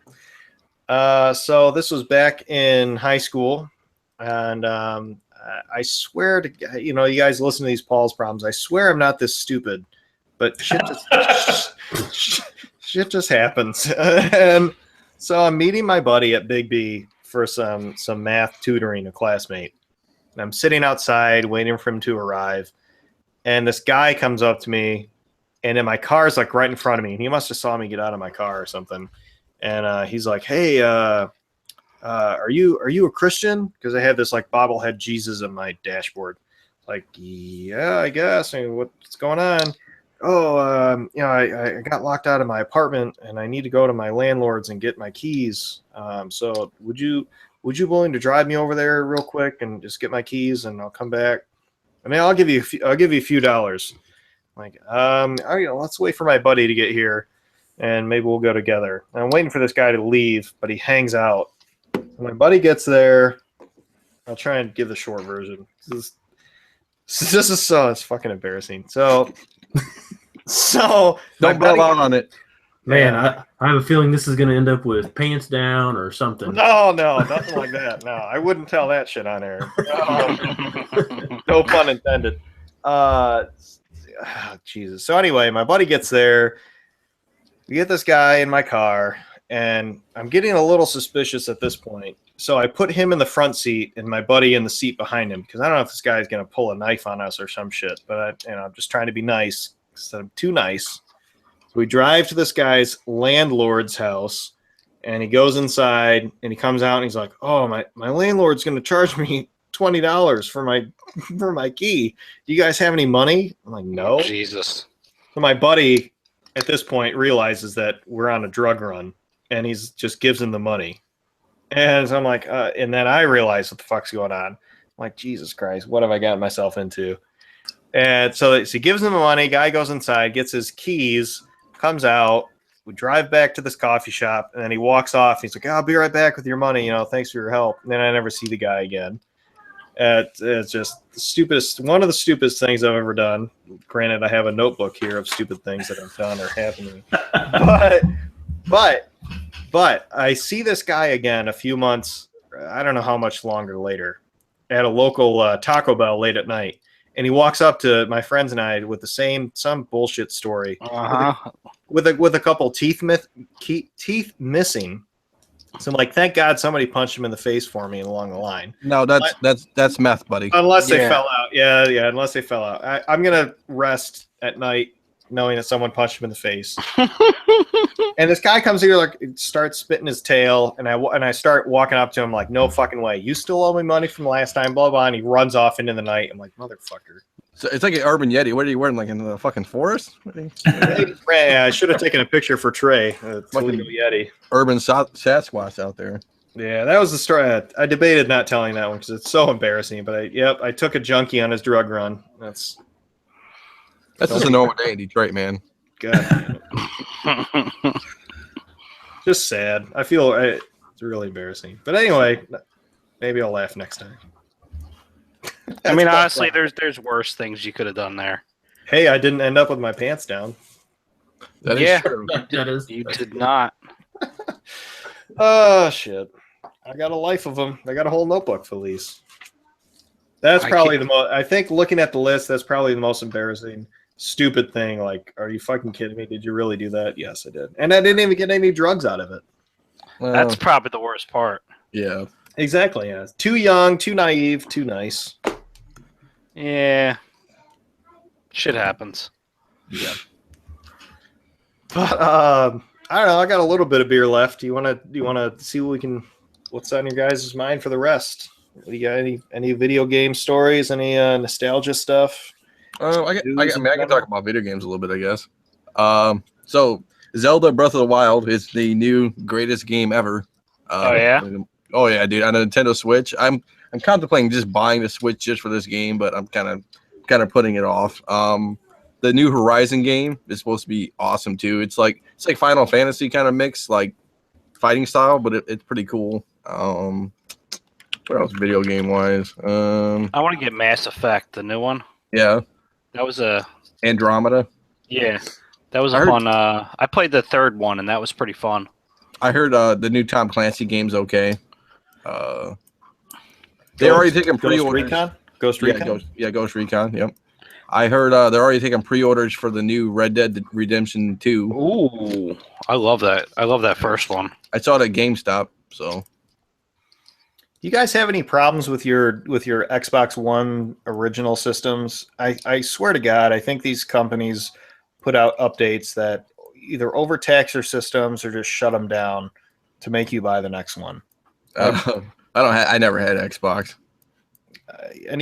Maybe not with PlayStation. Maybe they're better quality, but my brother's just been having major issues with his Xbox One Because it's an Xbox. I think so. Yeah, exactly. I don't know. I think it's the way. Yeah, I mean, the way he shuts it down every time, but it's just problem constant is Microsoft's issues. not a hardware company. Yeah.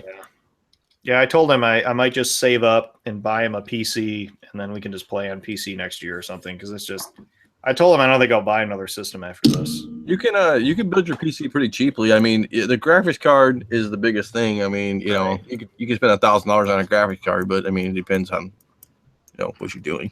Yeah, I've done that. I've dabbled in that too. PC gaming. I think he likes shooters, and I think just shooters are so much easier on PC as far as stability and ease of aiming. Oh, for sure, dude. For sure. Yeah, I'll play on PC 10 times more than I would play on a console.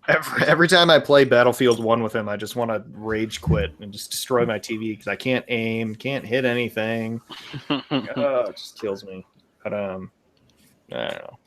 It is what it is. I did see somebody play Dark Souls 3 on the Donkey Kong, little like bongos. Yeah, the bongos. The bongo set, and I was kind of jealous. Uncharted 4 Uncharted 4 dropped. I'm just seeing what else came out. Good luck with your Nintendo Switches. I know Dino shared that video a few weeks ago or a week ago about people just bricking them, and in the stand, like scratches the shit out of the screen and just. That's you know what's funny? You can get the Wii U and play Breath of the Wild if you didn't want to buy the Nintendo Switch. I heard from what I've heard online, it's about the same. You just can't. It's not mobile as mobile as the Switch is. But I'm just trying to find out new releases and stuff. Yeah, Mel V, we need you to post some more game trailers. Let's see. Morrowind came out. Elder Scrolls. It ships on June 6th. I still like that Firewatch game. I probably did a really shitty job of describing it, but if you're I think it's on all systems. Firewatch is pretty good. There's another game that I liked. I think it was called Unravel. It's another game called Unravel, which is like a side scroller. That's pretty good. What is do you guys remember the side scroller? I don't know if it's an Xbox exclusive. Maybe I have to turn my system on to look it up. It was some guy who, I think the story was he got into some like underground bunker and then found a bunch of like cool stuff like a grappling hook, and I'm doing a terrible job of describing that too. Let me with the grappling hook. Yeah, exactly. Yeah, It sounds like an awesome game. No, I mean Shadow Complex. That's what it was. Does that mean anything to anybody or no? Nah. No, I missed that one. I have it. I haven't played it yet, but some other small indie games. Limbo. Anybody play Limbo? I heard Limbo's good. I haven't played it. No, what's that? It's a side scroller. It's like a black and white semi puzzle game. The art's really good on it. Yeah, there's what was the other? There's a side scrolling zombie game, Deadlight. I don't know what systems that was on, but Deadlight, if you can get that on whatever, that was a really good game as well. I'm just rolling through kind of right now.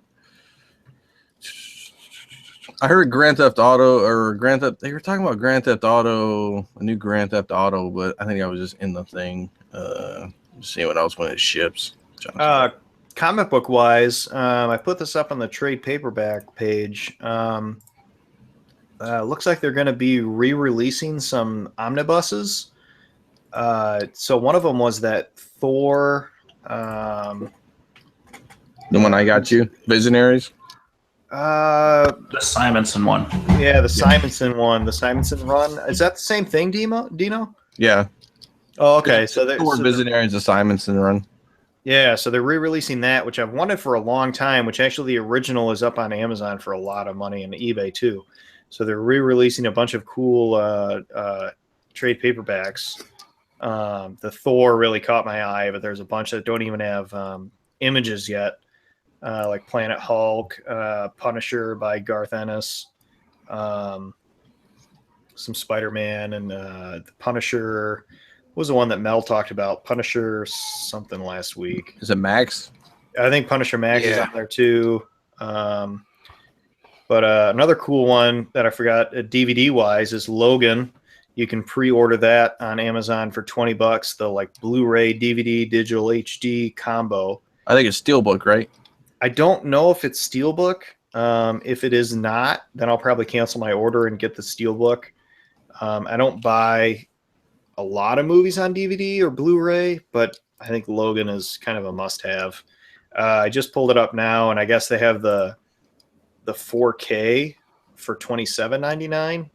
So that one's the 4K Ultra HD plus Blu-ray plus digital HD.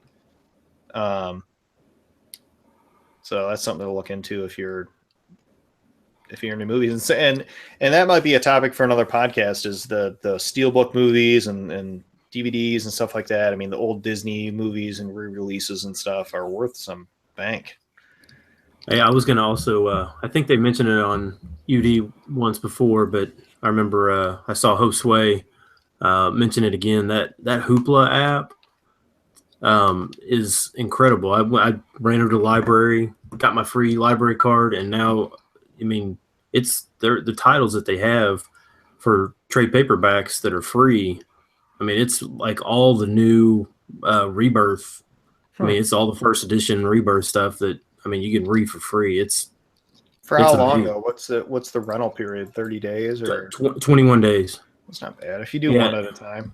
Well, yeah, 21 days, and you can check out like 10 at a time, and then after 6 months, I think my library said then you can check out like 100. Jesus. Yeah. So, yeah, just go to the Hoopla app and read almost all that stuff, all the new stuff for free. Walking Dead's on there, Saga, Nice. a lot of really nice stuff it's all free. Yeah, if you dive into it, you'd be amazed what your local library has. I mean, you say library, and you're like, yeah, when I was in grade school, but yeah, a lot of the digital stuff, obviously comics too, is available through your local library.